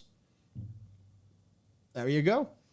Jeff Kaplan thing is gone. Now, a lot of people are basically saying, Jeff left. There was no friggin' explanation. We don't know why any of this is happening. Are we to read into this and think that Jeff did bad things and that is why he is gone? The answer to that is, we've got no fucking idea. And it's probably not helpful to speculate. So, yes, there you go. There was other references to Jeff in Overwatch, right? Coffee cup with the name on it. Also, the Green Hills of Stranglethorn from World of Warcraft is there. We're unsure if those have already been removed or are planned to be removed or will just be left alone. That's basically your situation. He's being cut out. Now, is this because it turned out Jeff was doing untoward things in the workplace? We have no idea. It's not good to speculate there. There's definitely a void of information. I would say, though, there was another senior person, I believe, in a production role who left the Overwatch team at the same time that he did. Julie Humphreys. And a little bit of me there was thinking, oh, is that a bit like how, you know, Ben Brode leaves and a few of his people leave and, oh, look, Second Dinner appears and, oh, look, they get $30 million, I think it was 30 mil investment that they got. So, like you guys know what I mean, right? Yeah. So, it could be really bad and very much likely, it's probably just a company-wide policy about references to staff. Yeah. Because, you know, even from their case, maybe it's like, well, you know, maybe you did do something bad and we don't know about it. Or it's just the sort of thing where, you know, they just don't want that to be what they do anymore. And in fairness, I'm not the biggest fan of references anyway, because they generally break me out of the game. Less so in something like Overwatch, more so in a Warcraft, but that is what it is. Now, there is the funny thing, because once upon a time, Jeff was Mr. Tiggle Biddies. That's a joke. Can really put it together, you might realize that if you swap around big old biddies, you get big old titties. And that was what Jeff Kaplan's old screen name was, including when he was like, you know, on World of Warcraft. And it is really funny because the Tiggle character, right? Tiggle Jeff does bring you back to this fucking epic post, which you know what, man, you could see, I mean, I don't know, like imagine Scripe posting this or, Roger Brown or Max or something when they really did like an encounter. That's kind of like what Jeff did. But yes, whoever came up with this sheer fisting of an encounter could go fuck themselves. I don't know why, but just sheer fisting of an encounter, I like it. It's so great because yes. A, implement an encounter that wasn't designed by a retarded chimp chained to a cubicle. B, get a quality assurance department. C, actually beta test the fucking thing. D, patch it live. And please, for God's sake, do it in the order I laid out for you. Don't worry, I won't charge you a consulting fee in that one. You're like, oh man. Yep. That was young Jeff in his late 20s, certainly going off on the developers of EQ. And hey, he still got hired by Blizzard. Turned out, man had a keen eye for design in things like MMOs, and he gets in the team. And we sort of bring this up because, I mean, number one, it's just fucking funny. That's great. Number two, I mean, the likes of Alex Afrasabi, he was also an EverQuest person. Obviously, we know what's happened with him. Yeah. There were some people saying that because, like, if you Google Jeff Kaplan, you find Tiggle, you Google Tiggle, you get this post, that maybe that's the sort of thing, and they don't want... because obviously that's me quoting him, but, certain words there that Blizzard obviously would absolutely not stand by today, right? Maybe they don't want that sort of relation. I would say, though, I don't really think so. I think it's probably just a company-wide policy, and this is something they're all aware of, but I think he's just going off on some devs being salty in the forums. That's very, very different to actually taking bad actions against other people. So I think this is the sort of thing even Blizzard themselves would say, well, maybe that's not the most charitable phrasing, but guess what? That was like 20 years in the past. Not relevant. Let's move on. Now, look, if somebody did something very inappropriate 20 years in the past, that still is relevant, but if it's just some words in the past, it doesn't matter, right? Yeah, there's only one small thing which I think is maybe vaguely could maybe be argued that I don't think anyone else has brought up, is that Tiggle and Forest strawberry ice cream. That was obviously, those two names combined, you go, well, what were they doing together? Obviously they were, what? Tiggle and Forest strawberry ice cream is a reference to Tiggle and Fuhrer. Oh wait, is that in... That's in World of Warcraft, yeah.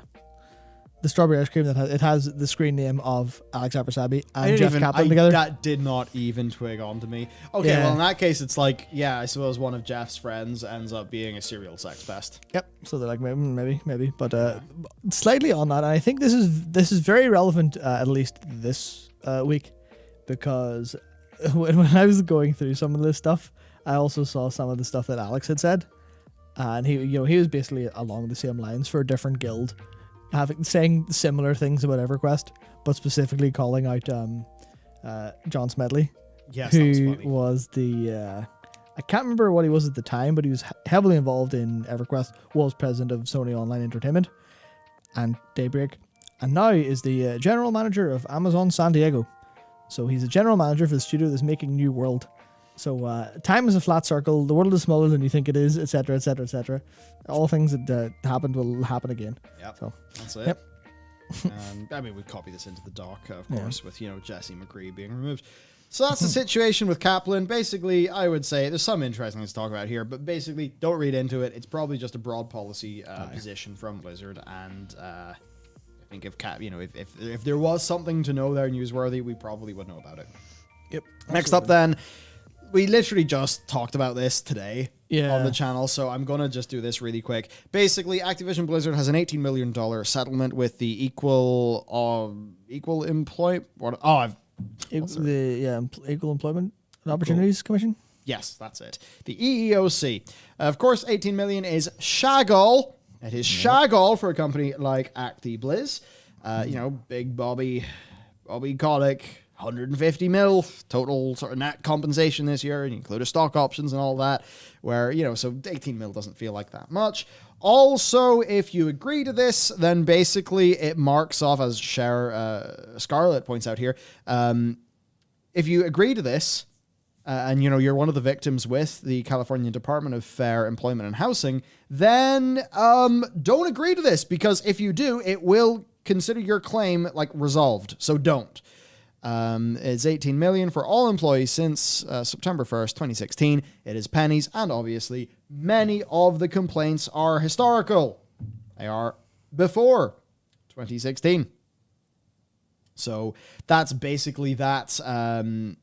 The other thing, which I think we also covered in that video about the news that we don't... Oh, well, there you go. Well, there's our initial coverage. Suffice to say, there is more coverage coming soon. The other thing then is, of course, Bungie ended their forced arbitration clauses. That obviously is one of the things that the A Better ABK employment advocacy group is pushing for. So it's quite funny that, Bungie have done that and ActiBliz haven't. Yep. So makes it look bad for them, to be sure. Okay. What should we talk about next? New World. Let's do New World. Aye, let's go. Let's All right. have a chat. New World. New video game to play. So I'm playing New World. Really? You will find out a lot more about it next week. Wink, wink, nudge, nudge. Yep. Very subtle, Michael. Wink, wink, nudge. Fuck subtlety, man. Oh my god. Definitely a Northern Irish man. Yeah, we all need to be far more like Garth Marenghi in all aspects of our life. Absolutely Totally. not. Totally. Yes, okay. New World. New World. I'm going to go through the doc and then talk about I'm opinions. trying to think. I think opinions first. Let's do them. Sure. Do them when they're fresh. The first thing I'll talk about is fishing. I'll talk about fishing. Only thing he's done. It's not just that. It's not just that. So fishing in New World is the thing that I've been doing the last little bit. It's quite fun, actually, and I really stumbled upon fishing accidentally because I don't normally fish in games. But what was happening is I was building some tools at the workbench, and I see a fishing rod. I'm like, okay, cool, build a fishing rod. And then I'm like, oh wait, shit. All those fishing baits I've been getting. Oh, okay, cool. So then I go fishing.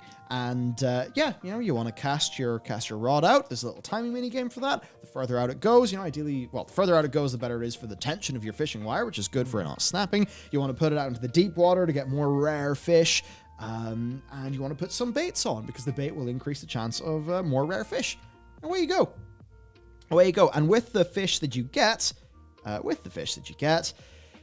you can then break them down into various fillets, into fish oil, squid ink, of course pearls from clams. You sell those things. So hey, buy my fish oil if you're on the name of the server we're on. Cyana, yeah. Cyana EU. If you're Cyana EU and you want to buy some fish oil, I'm kind of your man. I really don't have that much. But buy it anyway, goddammit. I want to afford a house. Anyway, so I've just been doing that. And it's been therapeutic. It's just been therapeutic. I don't know. Good. There's something about that MMO fishing, man. Now, there's also, yes, as Jim points out, the benefits of fishing in a hotspot. Haven't done that yet. I was going around using New World Map, like just running through a bunch of where they spawn, but I wasn't getting luck finding them. Maybe I should go to a less populated region because I think Monarch's Bluff is one of the starting zones, so there'll be a lot of people knocking around. But yeah, basically the fishing has been nice. You get into the rhythm of it, and as I sort of mentioned earlier, it's not like the WoW fishing where you cast out your rod in WoW and it's like, where will it land? Gotta move my mouse over it. And gotta click it at the right time. In New World, basically, you cast your rod out, a little icon appears, it will say ready or get ready, and then a quick little timing thing, you gotta react fast enough. So you click, and then you hold to reel the fish in. As you do, there's a little circle, and it kind of fills up, it's green, then it's orange, then it starts pulsing red, and when it's pulsing red, that means if you keep on reeling in, you're going to snap your line. So you stop, you let it go in, and then you go, you slowly get your thing in. And if you have a small snapper or a small mackerel, I mean, that motherfucker is just, he's yours. But if it's a treasure chest or, something like that, then it's more of a game, right? Yeah. If it's a really big salmon, then you kind of fight with the salmon. And then, it's kind of neat because you see, oh shit, the tension is like really going, the bar, it's like it could break so easily for me. This must be a big fish. And then you go and it gets closer and closer and closer, like, oh, it is a big fish. And then, your character holds the fish up, so you actually see the fish you caught, which for some reason is satisfying. I mean, obvious reasons it's satisfying. And then it tells you, here is the weight of your fish, here is the length of your fish. And I don't know how much those things matter, but it's just fun. I don't know, man. So I've just been fishing. I mean, fishing, I've liked it. I met a viewer, met a viewer fishing, and had a little chat. There we were, on a pier, casting out our rods, having a fish, chatting while we fished. And we got his fish, said bye. I said bye. It was a nice little interaction. It was just a nice slice of MMORPG. So fishing, for some reason, is the first thing I chose to talk about for New World, and I think it's pretty neat. That said, people have told me that FF14 has perhaps got better fishing. It does, yeah. Fuck! Ah! I need to do MSQ! Yeah. I mean, you could fish at any time, obviously. I know, but... Oh, so many games. Okay, so tell me, FF fishing. Isn't that an angling podcast? Oh, that'd be perfect. So I haven't done a huge amount of it. I think we're level 30 something in FF fishing wise. It's going to take me a while to remember all of the mechanics because there's so many of them. But it's mostly down to how many fish there are, how many buttons you have when you're fishing, which is insane. I think the fishing hotbar has more than many combat jobs to actually do. But there's so many details to it that, like, imagine, like, kind of, if you play, like, a Stardew Valley or something, and you're like, well, okay, I have to go to this specific type of place with this specific, well, not in Stardew Valley, you don't have bait, but you go to the specific type of place at the specific time to fish. FF is that with hundreds of fish. So many different spots to go, so many different types of bait, so many different things to fish. But mechanically, it's not quite as, it's not actiony in the sense of you have to win a mini game, but you do have to you cast your rod out, you get a bite, you pull it in, but then you can, I think the term is mulch, so you catch a fish. All right, do I want that fish, or will that fish work for bait? Oh, I guess I'll fire it back in, and then you fire it straight back in, and then end up going for the bigger fish. And there's a whole bunch of little different depth in how you can. Oh, mulch. Yeah, it's kind of the same thing as a lot of the other like gathering and crafting stuff, where there's just a load of little things you can do with your resource expenditure in terms of on a per cast basis. Right? Okay, I'll use a little extra here. I'll try to get something. I'll try to get the bigger fish, the better fish. Do some resources. Cast my line in a different way with a different setting. I don't remember the vast majority of it, but it is actually nuts. Shit. Like, it's really in depth in a way that you could go spend a couple weeks being a fisher to try and get all the fish and make it a whole job. But then the kind of thing is, it doesn't, it's the kind of thing where maybe it does in the end, but ultimately if you're playing something like New World, you're going to have more fishing involved in, you're going to have fishing a little bit more involved economically, a little bit, just because it's involved in more the crafting and gathering stuff there. But in FF, man, chain mooching is really, really good. So you just keep going up and up the ladder of fish. Just, this fish isn't big enough. It's great. Excellent. So in that case, like, World of Warcraft gave us the legendary fishing rod in Legion. Yeah. Why the fuck haven't they done that again? But I mean, also, they forgot about archaeology. They, yada, yada, yada, yada. Yeah. So maybe that's not even a relevant thing to say at this stage of the game. But it does just make you think. It would be kind of neat if WoW brought back the fishing legendary, thought about how to just treat fishing better, maybe changed the fishing mini game, maybe to be something a little bit different, because it can be just a little bit fiddly and annoying. So I wonder. Anyway, fishing in New World, that's one thing I've been doing. A lot of the other things I've been doing, though, is more just like kind of just getting used to the game flow. Trying to level up crafting a little bit more, trying to get used to crafting, trying to work out how the economy actually works, those sorts of things. What about you? I have just been, how do I put this? I've been so afraid of gathering that I've been doing lots of combat instead and doing lots of quests, because that gathering is terrifying. It's so enjoyable. It's so nice. Like, it's not incredible. It's not the best thing of all time, but it scratches the exact same itch as any time I open Terraria, any time I open Minecraft, any time I open Valheim, or back in the day when I was playing RuneScape and I was like, what am I going to do? I'm going to sit in this little pit and I'm going to mine all day goddamn long. Why? Because I do the click, I get the stuff in my bag, and a little number goes beep, Yep. and that's okay. In New World, it goes beep round in the circle, and it's so terrifyingly enjoyable. Like outside of, I think the sound of mining is a gunshot in a valley. You can hear it from 47 miles away, and it's really loud. But like in terms of just the way you press buttons, the way different nodes are set out from each other, it just all works. Where you find a group of nodes, so it's not like World of Warcraft where you're going around, you see a one thing on your min map and you go, oh, that's that. I guess I'll go back to what I was doing, or I'll run around before I find anything else. It's just everything is jammed together. So you usually don't find something in isolation.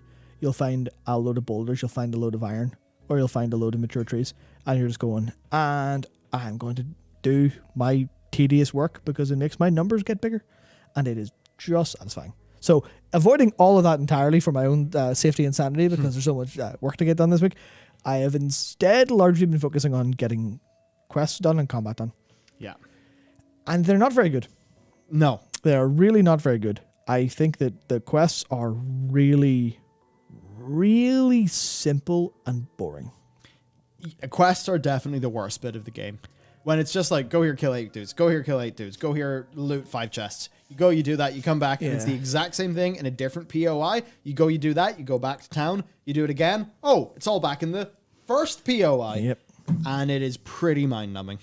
Yeah, which is like, as a part of the game, if you view it all like almost as it's all the same or different boxes of gameplay, it feels like they've kind of ran with the same design principles that they did for gathering and for crafting, where they're like, is this really super involved? Is it really super engaging? No, it's about going to the right place and then just, doing the simple thing. But you imagine in a game, that's where the most effort's gone. So it feels a bit rough by comparison. When combat is really simple, especially because obviously I'm not very high. I haven't, got into Armine or any of the other dungeons later yet. I haven't really found anything super challenging in any sense. And I will say when you get if you use a great axe and you have it leveled up enough, that's one of the weapons I felt really enjoyable so far. Everything else has been just weak, but the combat is not very engaging. So quests aren't engaging because a lot of what you're doing for questing is fast travel to the nearest point, walk for 200 years to get to the quest zone, and then you either kill things, pick up chests, which are all like supply caches and supply crates, which are littered in the kind of, you get a feel for where they are in an area, so you can just kind of go to them. Maybe sometimes you'll have to kill and then also skin animals, and then you'll have to pick up big, massive, glowy blue things. So the actual quest content is really quite weak, and the combat doesn't help that. But I'll talk about combat a little bit more in depth a little later, but I've still done a lot of it. And I think while the quality of it feels a little bit weak, it's like the kind of, and like the context for it's weak story-wise as well, but the questing's weak, but it does still scratch the same itch as the gathering does. It feels worse to do because it's a little bit more involved and the involvement isn't actually fun. It's not like, oh, this doesn't add. It's actually, I have to go the whole way over there for fuck's sake. Or, I have to fight a load of dudes. This is going to be fun. I guess I'll just, because health regen rates are so high when you've eaten, you can just left click and not think about it. You can have a little bit more fun if you try to optimize damage, but you basically just, your eyes glaze over. Totally, yeah. Anytime I've tried to... We may as well just talk about combat now. I think. Like, anytime I've really tried to just get into it, I've kind of got a bit bored. Yeah. Where I just feel like I do just want to left click and even take a few hits. Like, I'll look like a total noob in my gameplay, but I don't really give a shit. Same. Because, well, for me, it's a few things. It's like the recovery time at the end of your swing sometimes feels a little high. To actually get your block up. And then also, to be honest, I have been, combat games I have played recently that involve melee combat. It's like Sekiro. It is, some of like the time stuff in Spider-Man. Far more recently, though, Ghost of Tsushima, which is very much a parry timing game. And that has totally fucked me up because I keep on, like, I am so used to hitting the block button in time with the enemy swing to execute a parry. That's how I have been doing all of my action-based gameplay for months now. So in this, where it's a lot slower and you're like, oh, this enemy's going to attack soon, I should really get my shield up. It feels kind of slow and sludgy, but I absolutely understand why it has to be that way because it is an MMORPG. Yeah, certainly the axe is a bit more fun. I'll give it that. Once you level it up, for sure. Yeah, some of that comes down to abilities, because abilities are usually quite boring overall. And I think in terms of like the depth there is in how you select your trees, which weapons you pick, all that stuff's fine. Yeah, I haven't really engaged with that too much because I'm just like, I'm going pure strength, great axe, job done. That will let me kill things the fastest, the most satisfying way, so I'm happy that way.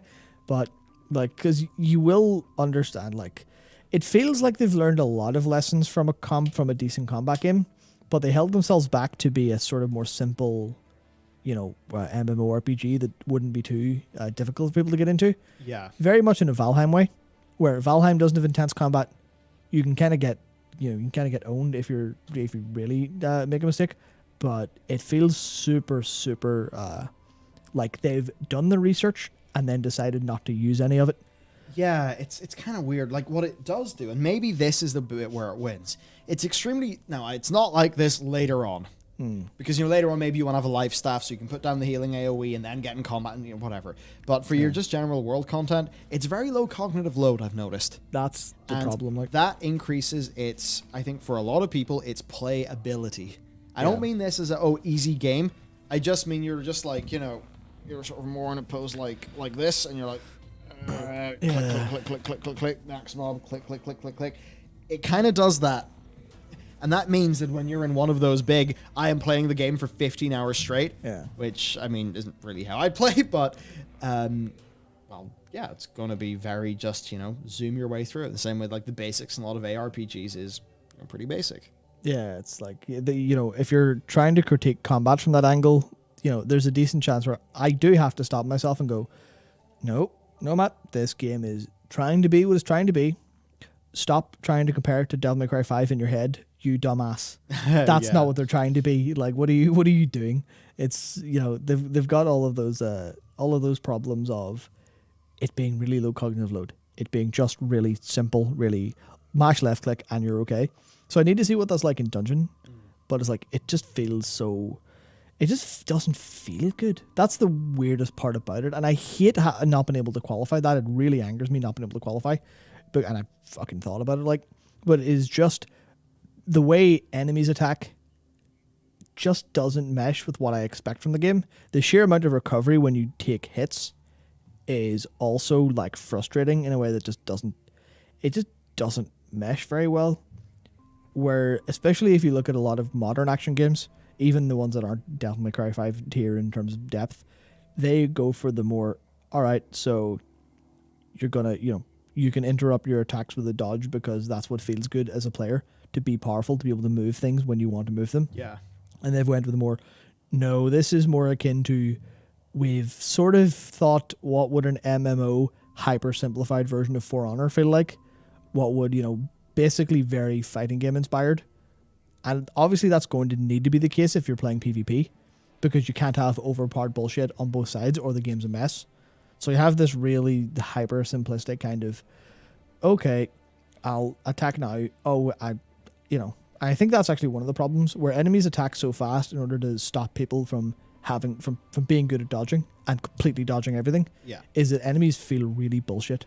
Not in that they're hyper difficult to understand, but it's a kind of thing of, you left click and you're, okay, well, I will commit to this attack because my enemy appears to be doing nothing.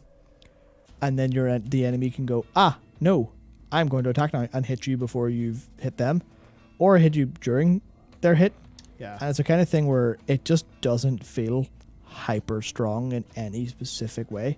And I can see there'd be a bunch of frustrations from people. Whereas the ideal way to play it is to play it a little bit more Dark Soulsy, where you information gather, learn what timings things have, and how to get, how to actually fight them properly. And, you learn every enemy, you learn their attack patterns, and then you stand at the ideal range and play it properly, almost like you're playing a fighting game. But that isn't what works for a lot of people. And then you have the issue of it being a MMORPG. It's online. It's connected to the servers. You add 40 milliseconds of lag to a game like that, and it's only 40 milliseconds, but you add 40 milliseconds on, you add 40 milliseconds on the other player who's hitting the enemy at the same time, and it just doesn't mesh. Like, it almost feels like they didn't design enemies playing it under expected lag conditions. Like they designed it on a local server with 0 and then went, oh shit, fuck, what do we do about this? It kind of feels that way, but it's a hateful thing where I objectively play combat and go, slightly frustrated a lot, but it doesn't matter enough. Yeah. Because I'm just happy to click away. And it's a thing where the simple stuff works where, you can cancel the recovery of an attack with an ability. And I think that's one of the things people who mash a lot might understand it or kind of get it, but it's one of like the first things I tried. I'm like, oh, okay, I see how I can actually do this. I can one-shot a lot of enemies that I run into at the minute because I have a lot of strength and using a pretty good great axe by, heavy attack, execute. That'll get most of them. Sometimes 2 light attacks execute, but because execute is a skill and comes out during the recovery of an attack, it is basically a heavy attack is just this big swing into an immediate big execute. Feels good, but then when I'm out of abilities, I'm just regular attacking and just regular blocking feels really, really quite grim. Yeah, pretty much. But then it's one of those things, it doesn't feel mega important. Yeah. At least, yeah. So it's this game where like it's got so many elements that are like a 5 out of 10, or it's just average and really boring. Yeah. But they end up not massively mattering to the overall game. Yeah. Which is, I guess, a bit weird. So I mean, the next thing for me to talk about then is crafting and gathering. I'm still very new and early on, but okay. Well, I'll go through what I was doing. Right, I wanted some iron tools. Okay, had to go out and find iron. So I went to New World Map, which is like an external website that's just got all the iron nodes just listed because fuck it. It's way easier that way. I'm better. I'm going to use that. So, doing that, going about the place, getting my iron, filling up my bags, returning back, smelting the iron, getting, oh, look, I've smelted my iron and now my smelting skill has went up, huzzah. And then having loads and loads of iron and then going to the vendor and be like, okay, cool. Time for a whole set of iron tools. But then, of course, depending on, as you craft those iron tools, your engineering goes up. And that means you can create those tools at a better gear score with, better things on them, right? Yeah. So that felt pretty good. I'm like, okay, well, I get extra speed for all of my tools. Cool. Going to go out into the world. Going to chop down loads of trees. I noticed you get 5% faster tree chopping time per level up to level 20. And then I think it's like 0.5 or 0.3 for every level after that. So it really does slow down.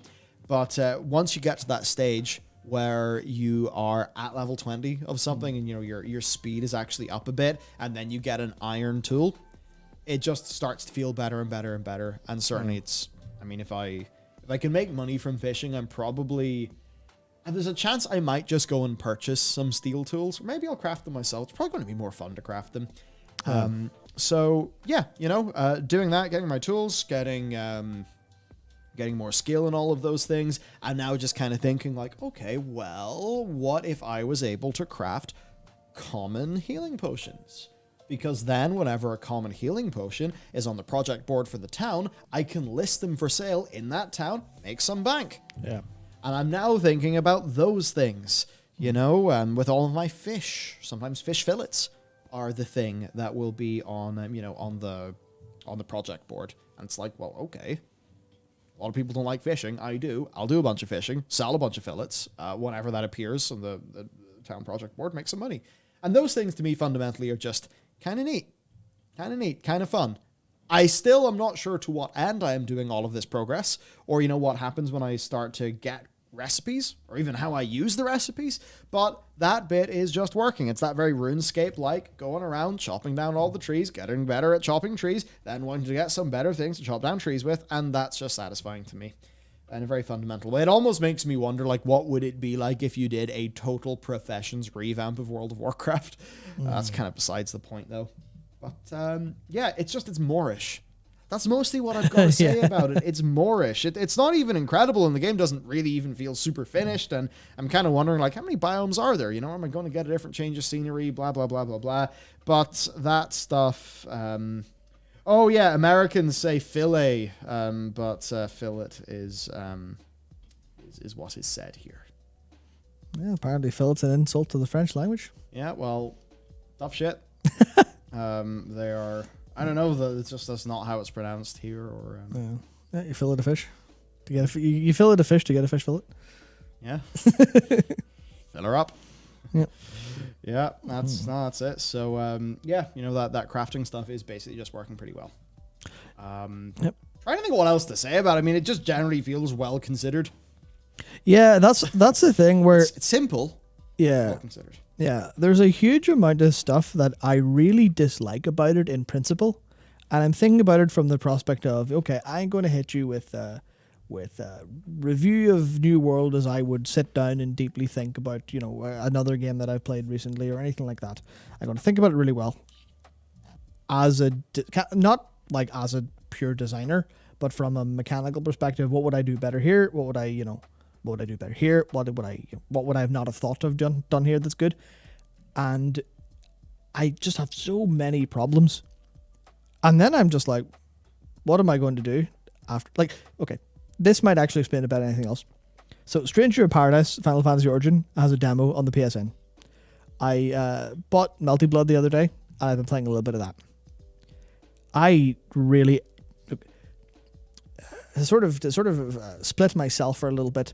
The almost higher, the more consciousness self of me wants to go and play Melty Blood. It wants to go and play Stranger of Paradise to see what it feels like. But there is a little goblin, a little gremlin in my body, you know, beating a drum, going new world, new world, new world, new world. And I think that's the most damning praise I could give a game. Is I really want to stop thinking about it. I really don't like. I have this vicious urge to play it, and I can't get rid of that urge. I just want to play. I just want to go and get a load of iron. I want to chop down a load of trees. I want to make level go up and then go hit people with my axe. And logically, there are better games, but for the experience I want, it's right there, and I want to play it. Yeah. Just give people some virtual progressions and virtual work, and away they go, and that's the game in a nutshell, essentially. Yep. There was a bunch we could go through with like the numbers in the game and stuff like that, but Yeah. we've done that before in the news channel, and I think we would far rather talk about Drive.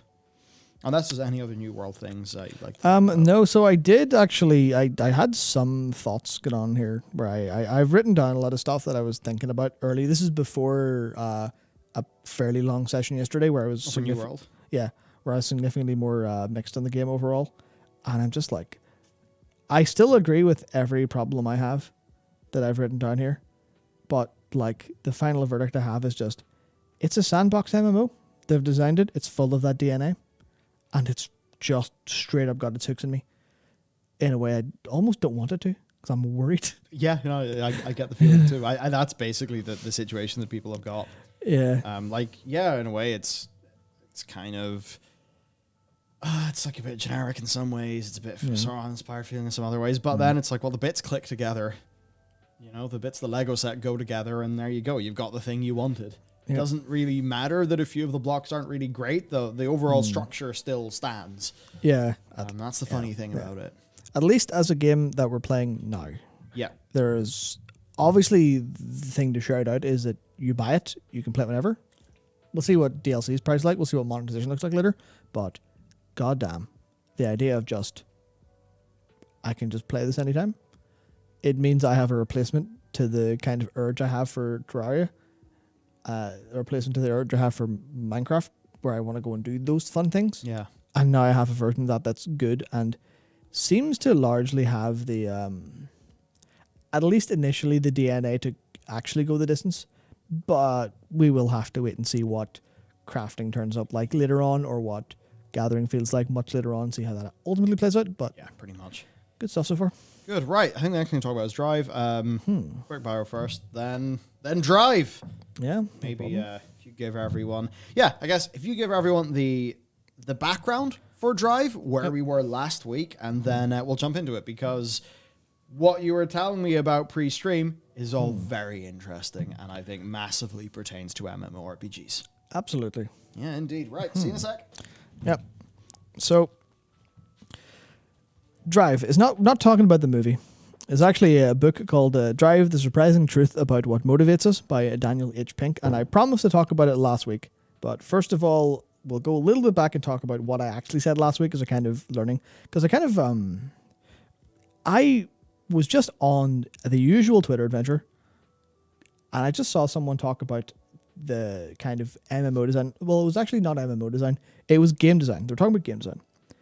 And then someone linked a study about the over-justification effect.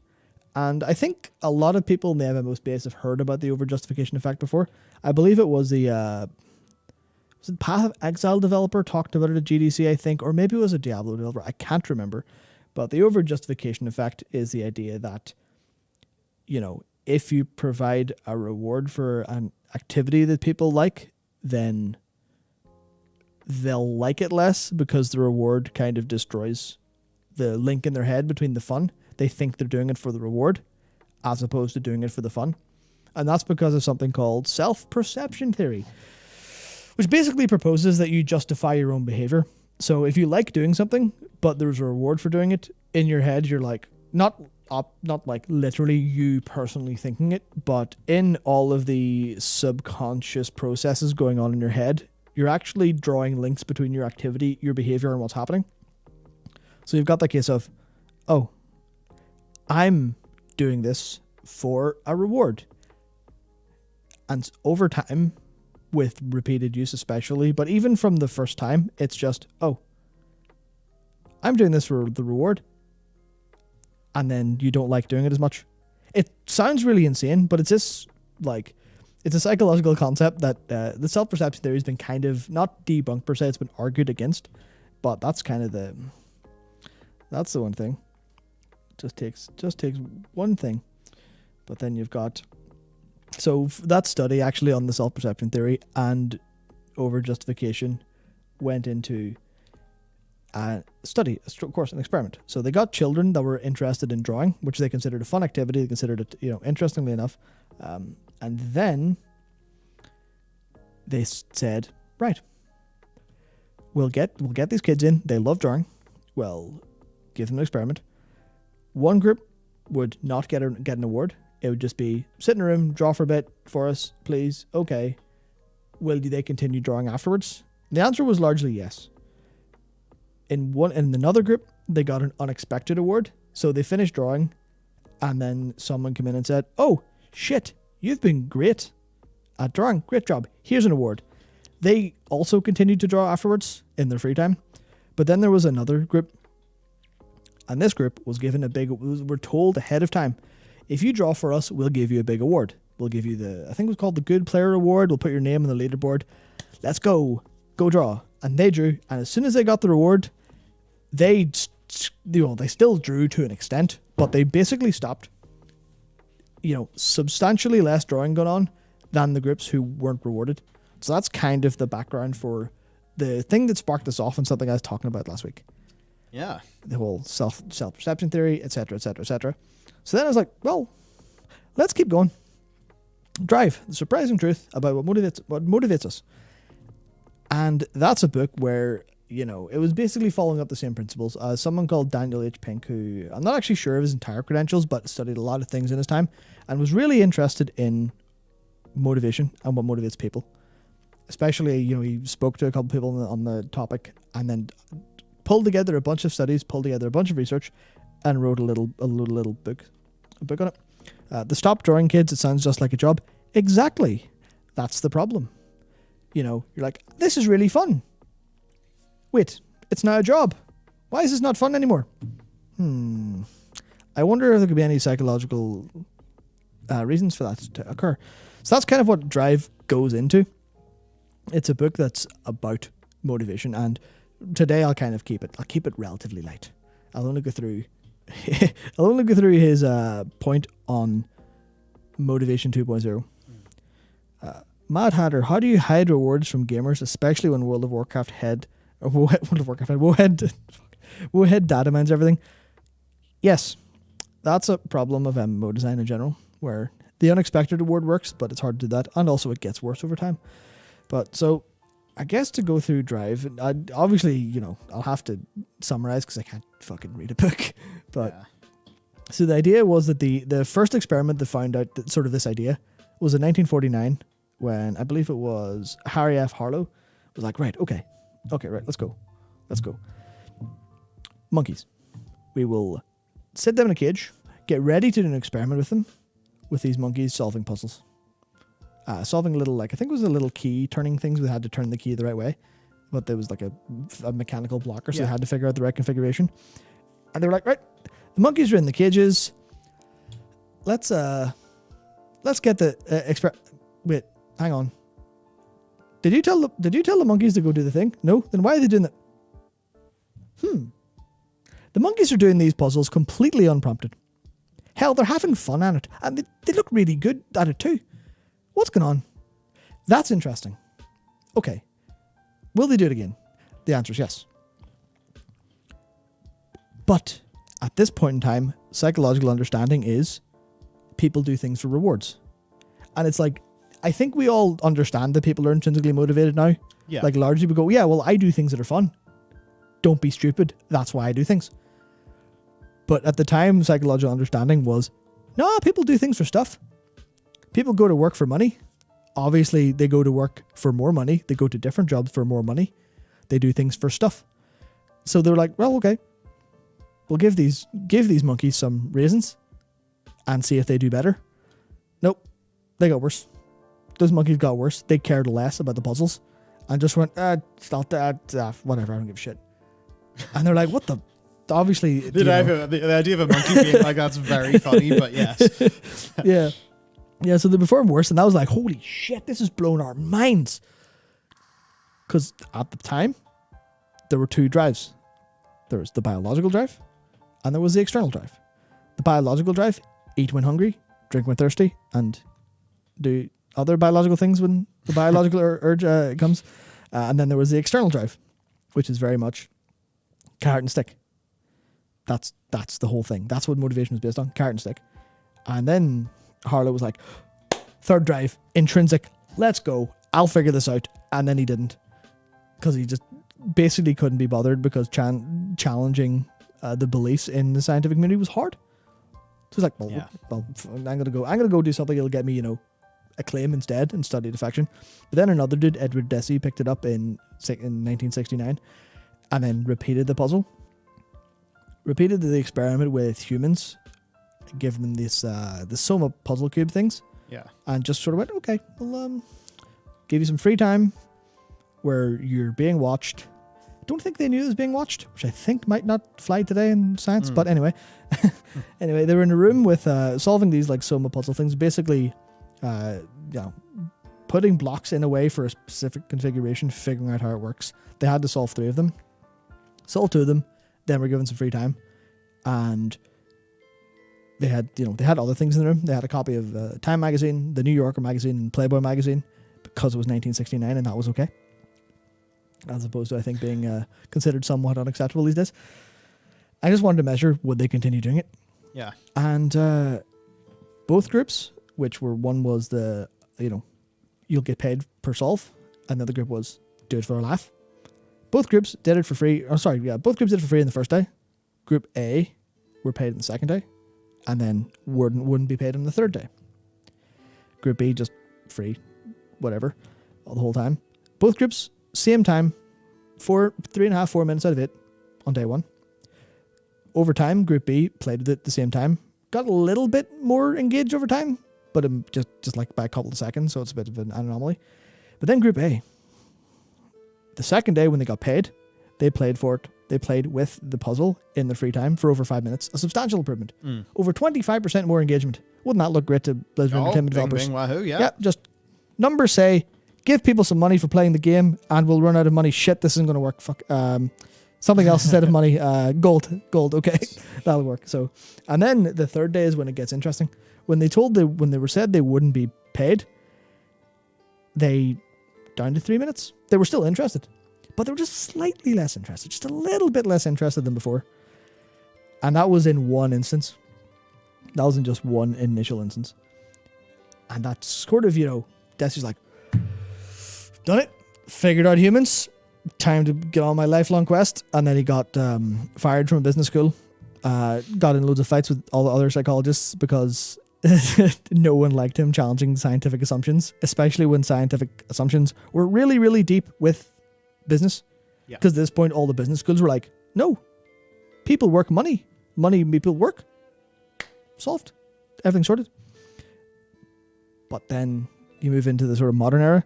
And one of the things that was fun was the Drive uses this Wikipedia comparison where it brought up MSN Encarta. Do you remember that? Nope. I imagine very few of you remember MSN Encarta. I don't. But it was the equivalent of Wikipedia, except you paid a load of money for it. Oh, lovely. And they had a team of experts, well paid, a team of managers, well paid, to actually make it work. They had this. Obviously, all the incentives are there for working on it.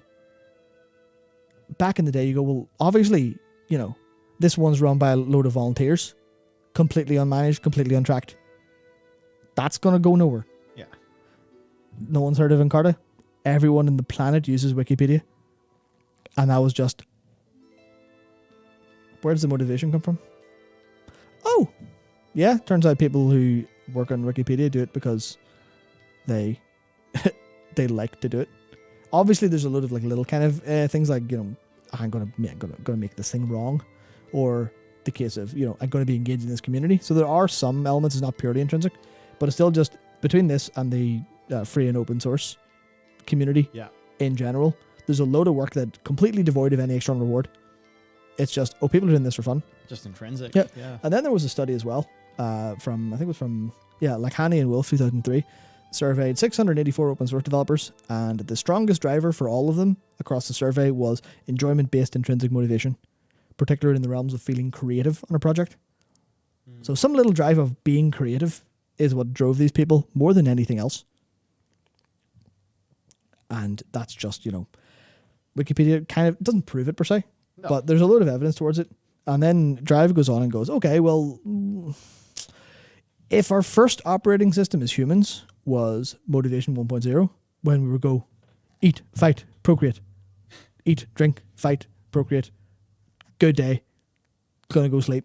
Like, great as that sounds, I know, compared to modern life, whenever, we got a lot less individualistic and a little bit more, what if we work together? Because we've developed communication and fire and tools and shit. Then we went and developed motivation 2.0, which is, I'll go and kill the animal and bring you the animal for the meat, and you can give me the berries, and then I can have some meat and berries and we'll be better for it. That kind of stuff of cooperation. And, we're motivated globally now after thousands of millions of years for money, possessions, and social status, all that stuff. And then that evolves into us treating people scientifically. Yeah. Like inputs, outputs. Because you likely do this yourself, where you kind of ignore your own emotional state, your own irrationality, and go, well, I'm a machine, so I'll put water in, feel better, stuff like that. Where we're very scientific in the West. You can just, basically you can just dangle the carrot or brandish the stick, and people will do what you want. But that's not how it works. No one believes that anymore. Basically, no one believes that anymore, and that's why you have things like Maslow's hierarchy of needs. Because I have it up here, and it is basically at the top: transcendence and self-actualization. Where does that fit into game design? Yeah, it doesn't. No one in design's going, okay. How do we motivate for what people really enjoy? They just kind of go, fucking, we're old school. We're rational calculators. Well, people will do what they're rewarded to do. People will do what they're punished not to do. That's the thing with certain MMOs. Maybe fall foul of. Yep, that's basically the overall problem with gamification is that it seems to fall back on this really ancient idea of, not even that really ancient as in has started being challenged in the past 40 years academically, but not really business-wise very much. Because it wasn't until like 1960 where someone went, boys, should we maybe treat humans a bit more like humans, given there's a little bit of evidence? What And if then not literally everyone is a rational actor all of the time, like a fucking machine? What if? Yeah, it's like, people aren't machines. Okay, we'll loosen the dress code. We'll let people come in at 9:30 instead of 9 sometimes. Oh, wow. Just Vaccine in time, like craft beer on tap, let's go. fucking completely sorted, but you know, it's a thing where work has become more heuristic and more creative, so then Motivation 2.0 falls by the wayside. Yeah. Because that only works for, you know, I don't want to do the laundry. Do the laundry and I won't hit you with a stick. Okay, I'll do the laundry. And that seems to work for people, largely speaking. A metaphorical stick, of course. Metaphorical stick. But then the version of that I thought was really enjoyable was a comparison to The Adventures of Tom Sawyer, where there's a bit in that book where Tom wants to paint a fence. Sorry, doesn't want to. Fuck, it's the opposite. He is told to paint the fence. And he's like, life to him seemed hollow, and existence but a burden. I'm sure we felt that when it comes to, you know, logging into World of Warcraft to do Torghast. So Yep.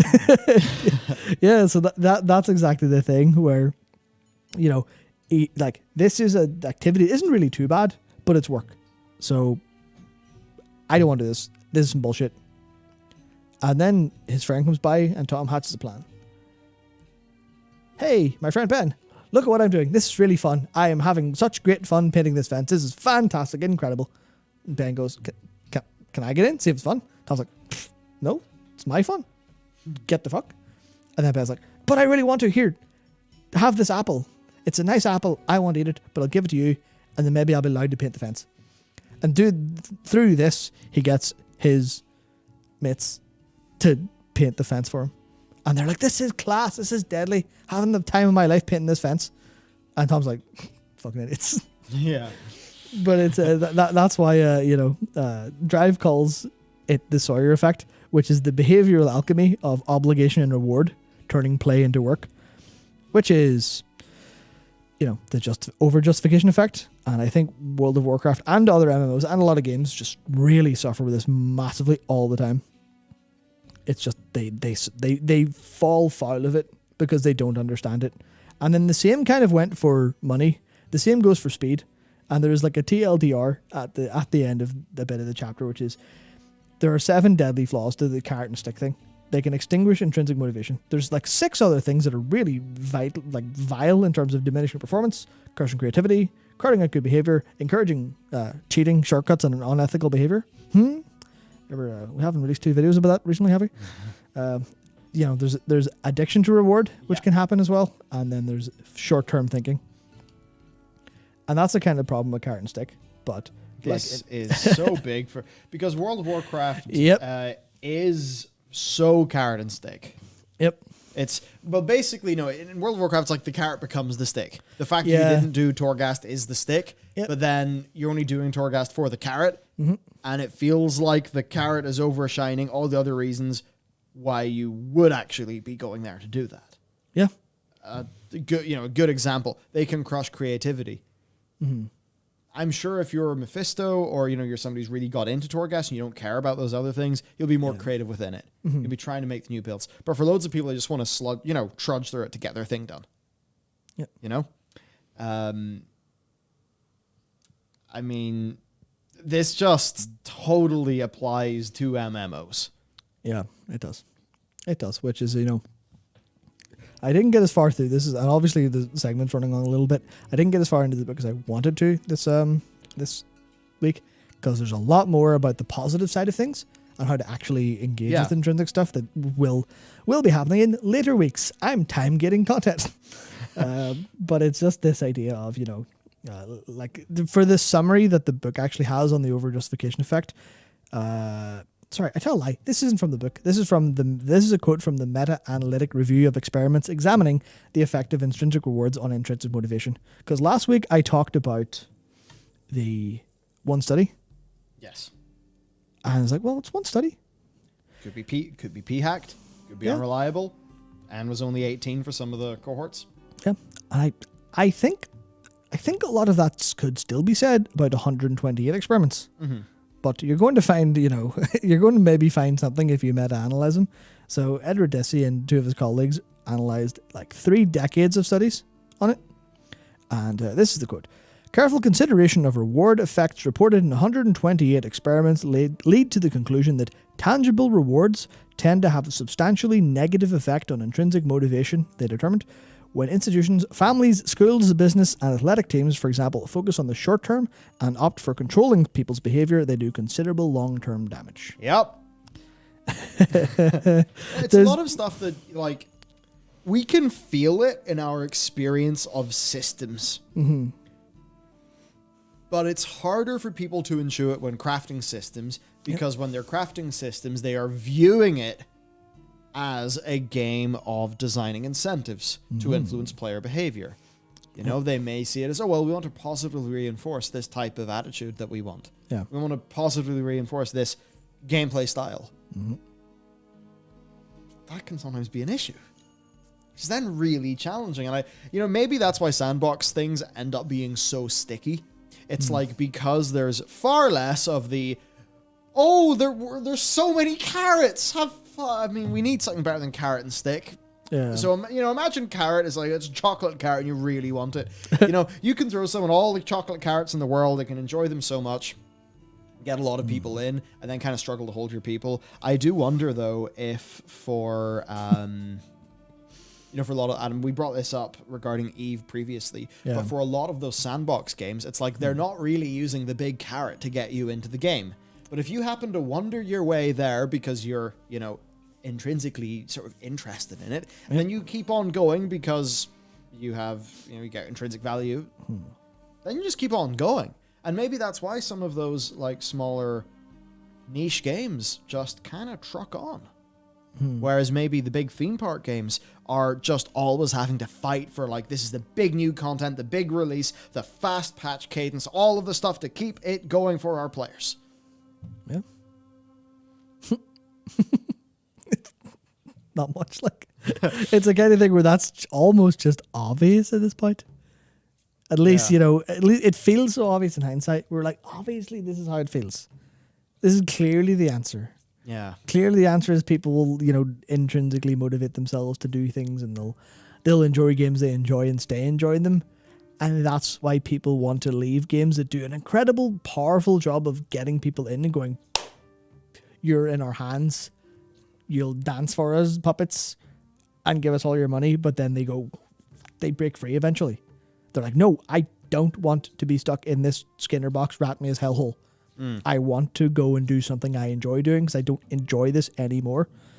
So it's that idea of like, it feels like gamification was a massive, massive learning that a lot of these like game designer types, and especially those in the C-suite who are likely to have these principles in mind and go, yeah, do it for this buzzword, but without actually understanding fully what it is. At least it feels that way, because otherwise there's a lot of games that are, completely ignore what intrinsic motivation could be. They completely ignore it. And I mean, obviously for a very World of Warcraft thing, that if you open that chart there for us, this is from the book Drive, where it's like, here's literally things that MMO developers and game developers can do. According to, obviously this book isn't gospel, like obviously absolutely. It's just Daniel H. Pink just writing about what he knows relatively well. Doesn't even talk about video games once, because I assume he's an old boomer. I'm not quite sure, but I guess the thing is, like, what this does give us is just another lens to think through a problem. And maybe we can, if that lens forces you to see a problem from a different angle, Yep. then maybe you'll see something different in that problem that you didn't previously see. Maybe you'll learn something. So it's not about taking it, as you said, as gospel. It's about seeing what a different point of view can, sort of kind of illuminate about a topic. Yeah. So it's like, even to literally use this as an example, this is a flowchart for when to use rewards. And the top half is moving towards using actual rewards, which is, if you do this, we will give you this. And you see, you've got, is this task mostly routine? If yes, move up. Can you increase the task challenge or variety, make it less routine or connected to a larger purpose? Sure, do that. Move down to the more, the one that doesn't need rewards, the one that's build a healthy community. But if it's hard to do those things, if it's hard to make it challenging, hard to add variety, or hard to make it, connected to a larger purpose, then you end up going, here's where you use rewards. Here's where it's perfectly fine to use rewards. So that's a case of, if you have something that players do all the time, you need to reward them to do that behavior. Yeah. But if it's not that way, if it's a creative thing, if it's an enjoyable thing, if it's something they want to do, then you should actively avoid rewards, because otherwise players will stop caring about your game, stop caring about that activity. And that's something that I find, it's weird that I'm sitting here going, well, this is just some shit I found in a book. This is some scientific studies and some meta-analysis of studies that kind of shows all this stuff. Why is it not understood at a higher level? And that's what I don't understand. I think there could be one thing. Yeah. So what if you are trying to learn all of these principles? But then the other company's just giving someone a bing, bing, wahoo, happy, ooh, my brains feel good. My brain chemistry, wahoo. Yeah. Well, then you have a thing where if everyone was playing on an equal playing field, then surely the company that does the best job of creating, a healthy, long-term motivational environment is the one that will win. But then what happens when another company starts to have a whole bunch of rewards? I mean, do we remember what it was like moving from playing Call of Duty 2 every single day, or playing TF2 Team Fort every single day, to moving to Call of Duty 4, and suddenly there's more bing bing wahoos, and then you move to Call of Duty Modern Warfare 2, and suddenly a quick guitar riff is played every time you move somewhere. A little ribbon pops up, and a this and a that, and the whole thing is just like engage. Yeah. I imagine if I started caring about like the battle pass of Splitgate, that's probably the fastest way for me to stop playing Splitgate, because I've purely been playing it for intrinsic at the minute. So it's just interesting to me though, because if you are Blizzard, you are World of Warcraft, and you really try to rebalance the game around learning all of these principles, and you do a great job of it. Well, what happens when Riot Games comes out with their big new MMO, and they actually go hard in doing the most advanced and rewarding set of carrots that any game developer has ever came up with? Well, what if you actually find that like this is all true, but the carrot's really alluring? Yeah. And the carrot is good for user capture. The feeling of reward is good for user capture. And maybe that's why Final Fantasy XIV in many ways is like a better MMO for a story anyway. I guess a better story game or whatever. Yeah. But you go to Exile's Reach, and it's like you get your rewards quick. It's smooth. It's polished. Yeah. It's all very obvious. It very clearly fits into your progression, and it just feels like a really good progression curve. Even though you could say, well, the heights of the story of Shadowbringers are better. I don't know. It's like, WoW's going to be more alluring there for a lot of people, just because they've got that new player flow a little bit more charted out. So I suppose, what happens, let's just say they redo Loot and Shadowlands, and it's a big success, but it still is slow along the design intent of removing, Titan Forging. And if there was another similarly competing MMO that was able to, just do the extrinsic rewards better at a faster pick, all of those things, would people just be taken over by that? I guess maybe that's some of the reasoning. In a world where everybody is using all of the immediate attention-grabbing tools, if you're the one who sits back and decides to be a bit of a Zen monk about it and focus purely on the intrinsic value of the exercise, do you lose out because the other people are, they're fighting this war with weapons you're trying not to use? That's one of, I think, the biggest concerns is gamification being like, almost, how do I put this? Almost like the nuclear deterrent, where mutually assured destruction is kind of the path we're racing towards, in a sense. which I think is, I feel like it's kind of that way in terms of gamification, but I don't really know I don't know what the solution, obviously I don't know what the solution is, otherwise I would solve it and be like, hello, I've saved video games, thank you very much. Yeah. But it's that idea where I think one of the things that I would like to push towards is having people understand this stuff, and then they can use that to frame what they enjoy doing and what they don't enjoy doing, and kind of use that as the language to speak about, like, shit, yeah, why am I playing this? Yeah. Why have I logged into this game? No, I'm purely intrinsically motivated. This can take a piss. I don't care. I'm going to go and play a game that I actually enjoy, because honestly, it's part of my fucking personal journey to play video games that I like more than games that just go bing, bing, wahoo. We have hijacked your brain. Now you're doing the things that we want you to, which is largely the case of, like, I know I can't play a fighting game for an extreme long period of time because it's intrinsically motivated. And my brain's going, go play New World, get those numbers up, go for it. You know you want to. I'm like, no, I want to play the thing that I personally enjoy more. And I don't think it's a massive slight on an MMO for doing that in a way, because you can have that with balance, because engaging with some rewards to engage in like an economy and stuff is pretty nice, and that's all fine. But it's just like, man, I feel like we should probably overall move towards understanding motivation better. And I know I'll certainly be using this stuff, because obviously this is all like the don't reward stuff. This is shit you could use with kids, where like, I want my kid to go do something fun. The kid's annoying me. I'll reward him I'll go say, go do the thing you like, and I'll make whatever dinner you want. You can get 30 minutes, or maybe not 30, you can get 60 minutes of Xbox if you do your chores.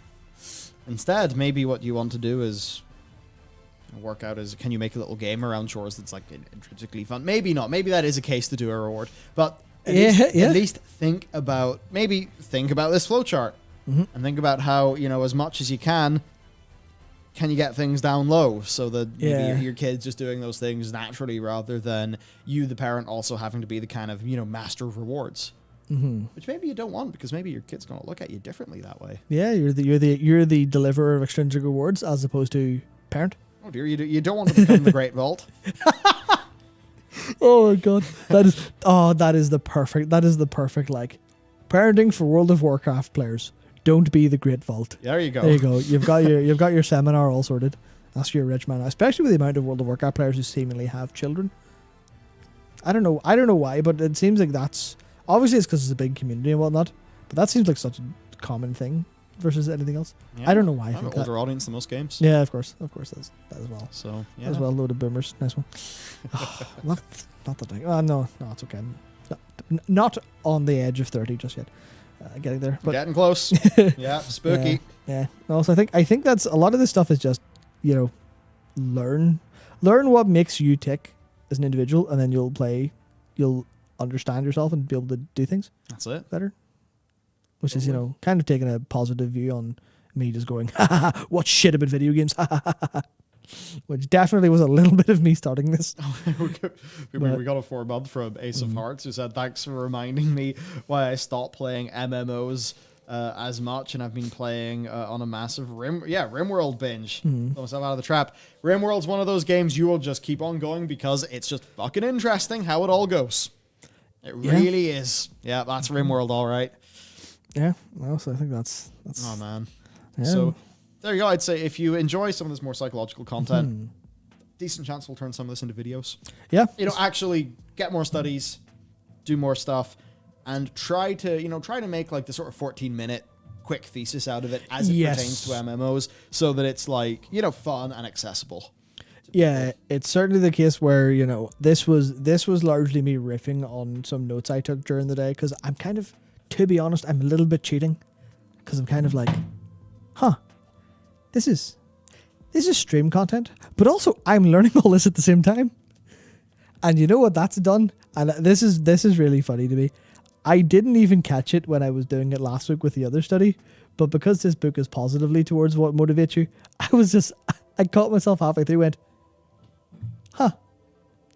I'm intrinsically motivated to do this because I find it interesting, and I've been able to focus on it for like an hour at a time, no problem, and just kind of nuked it through. That's really interesting. Yeah, man's enjoying your read. Yeah, so I was just enjoying it. Oh, yeah, I've identified the part of this that's motivating versus something like, oh, I need to throw together stream content for the sake of stream content. I'm like, this is enjoyable. Oh, hang on. Have I unlocked some fucking mad secret as to how to do things that are enjoyable and can be done efficiently and effectively and stuff like that? Yeah, well, you've Fucking done right. it. Yeah, solved. Solved. I've solved doing things. Oh man. Yeah, no, it's fun, and it's sort of fun to get the updates. Yeah, absolutely. Do you think overall it's probably time for us to wrap? Yep. Because, Oh, boy. well, we know why. We are Yes. going to have a busy week next week. Yep. You guys don't. Ha but you'll find out soon. Oh, we're quite busy. So, yes, we're going to be doing that. It's going to be good fun. Yeah, we have things to do, so we're going to take off. I would say we do have a video out on the WoW channel. I'll spam it into the old place. There you go. Can't miss it. Now that I've assaulted you. But yeah, basically just that video is puzzling through the future of World of Warcraft. So if you wanted to go and view something after this, that would be the one. And certainly on the WoW channel, yeah, any help we can get's appreciated. That thing's in the shitter. Please, please, Please. please watch our videos. They're good. But yeah, okay, I'm gonna go. Got some vidya to play, got some things to write, and soon a whole bunch to record. So it's gonna be fun. Yep. So just before we go, I will say there's a perfect example from chat. Pandoran Bias said, D2 has fallen into this trap. I played only Crucible for 9 months because I loved it, even though it gave me no reward. Now I try to play for a reward, and I can barely bring myself to play for an hour. There you go. You've ruined Destiny 2 for yourself by playing for rewards, but that's not your fault, because every time you log into any video game, it basically, it's a casino that lights up rewards in your face. And that's why you're not going to like it. Oh, shit. Also, one thing. Yes. One of our FC members and guild member and friend, Matt, is getting married in FF today. So that's 10 o'clock. I'm able to make that. I need to get an outfit for that. Fuck. It's like real life. I don't want to go. Can I stay home and play video games instead? I can't even get blocked at this wedding. What point? What's the point? Oh, I could. I'm at home. Shit. Yeah.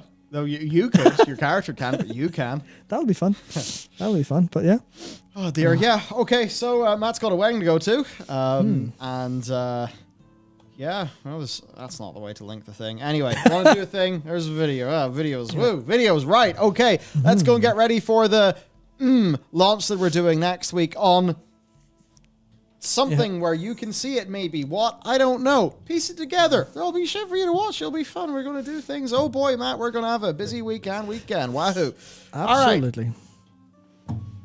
Cool. There's a wedding going on at FF. That's just pretty cool. Anyway, right. Okay. Have a good day, everyone. Yeah, check that video out, and we will see you next time. Wahoo! That was a fun stream. That's fun. A fun stream. I really, psychology shit's fun.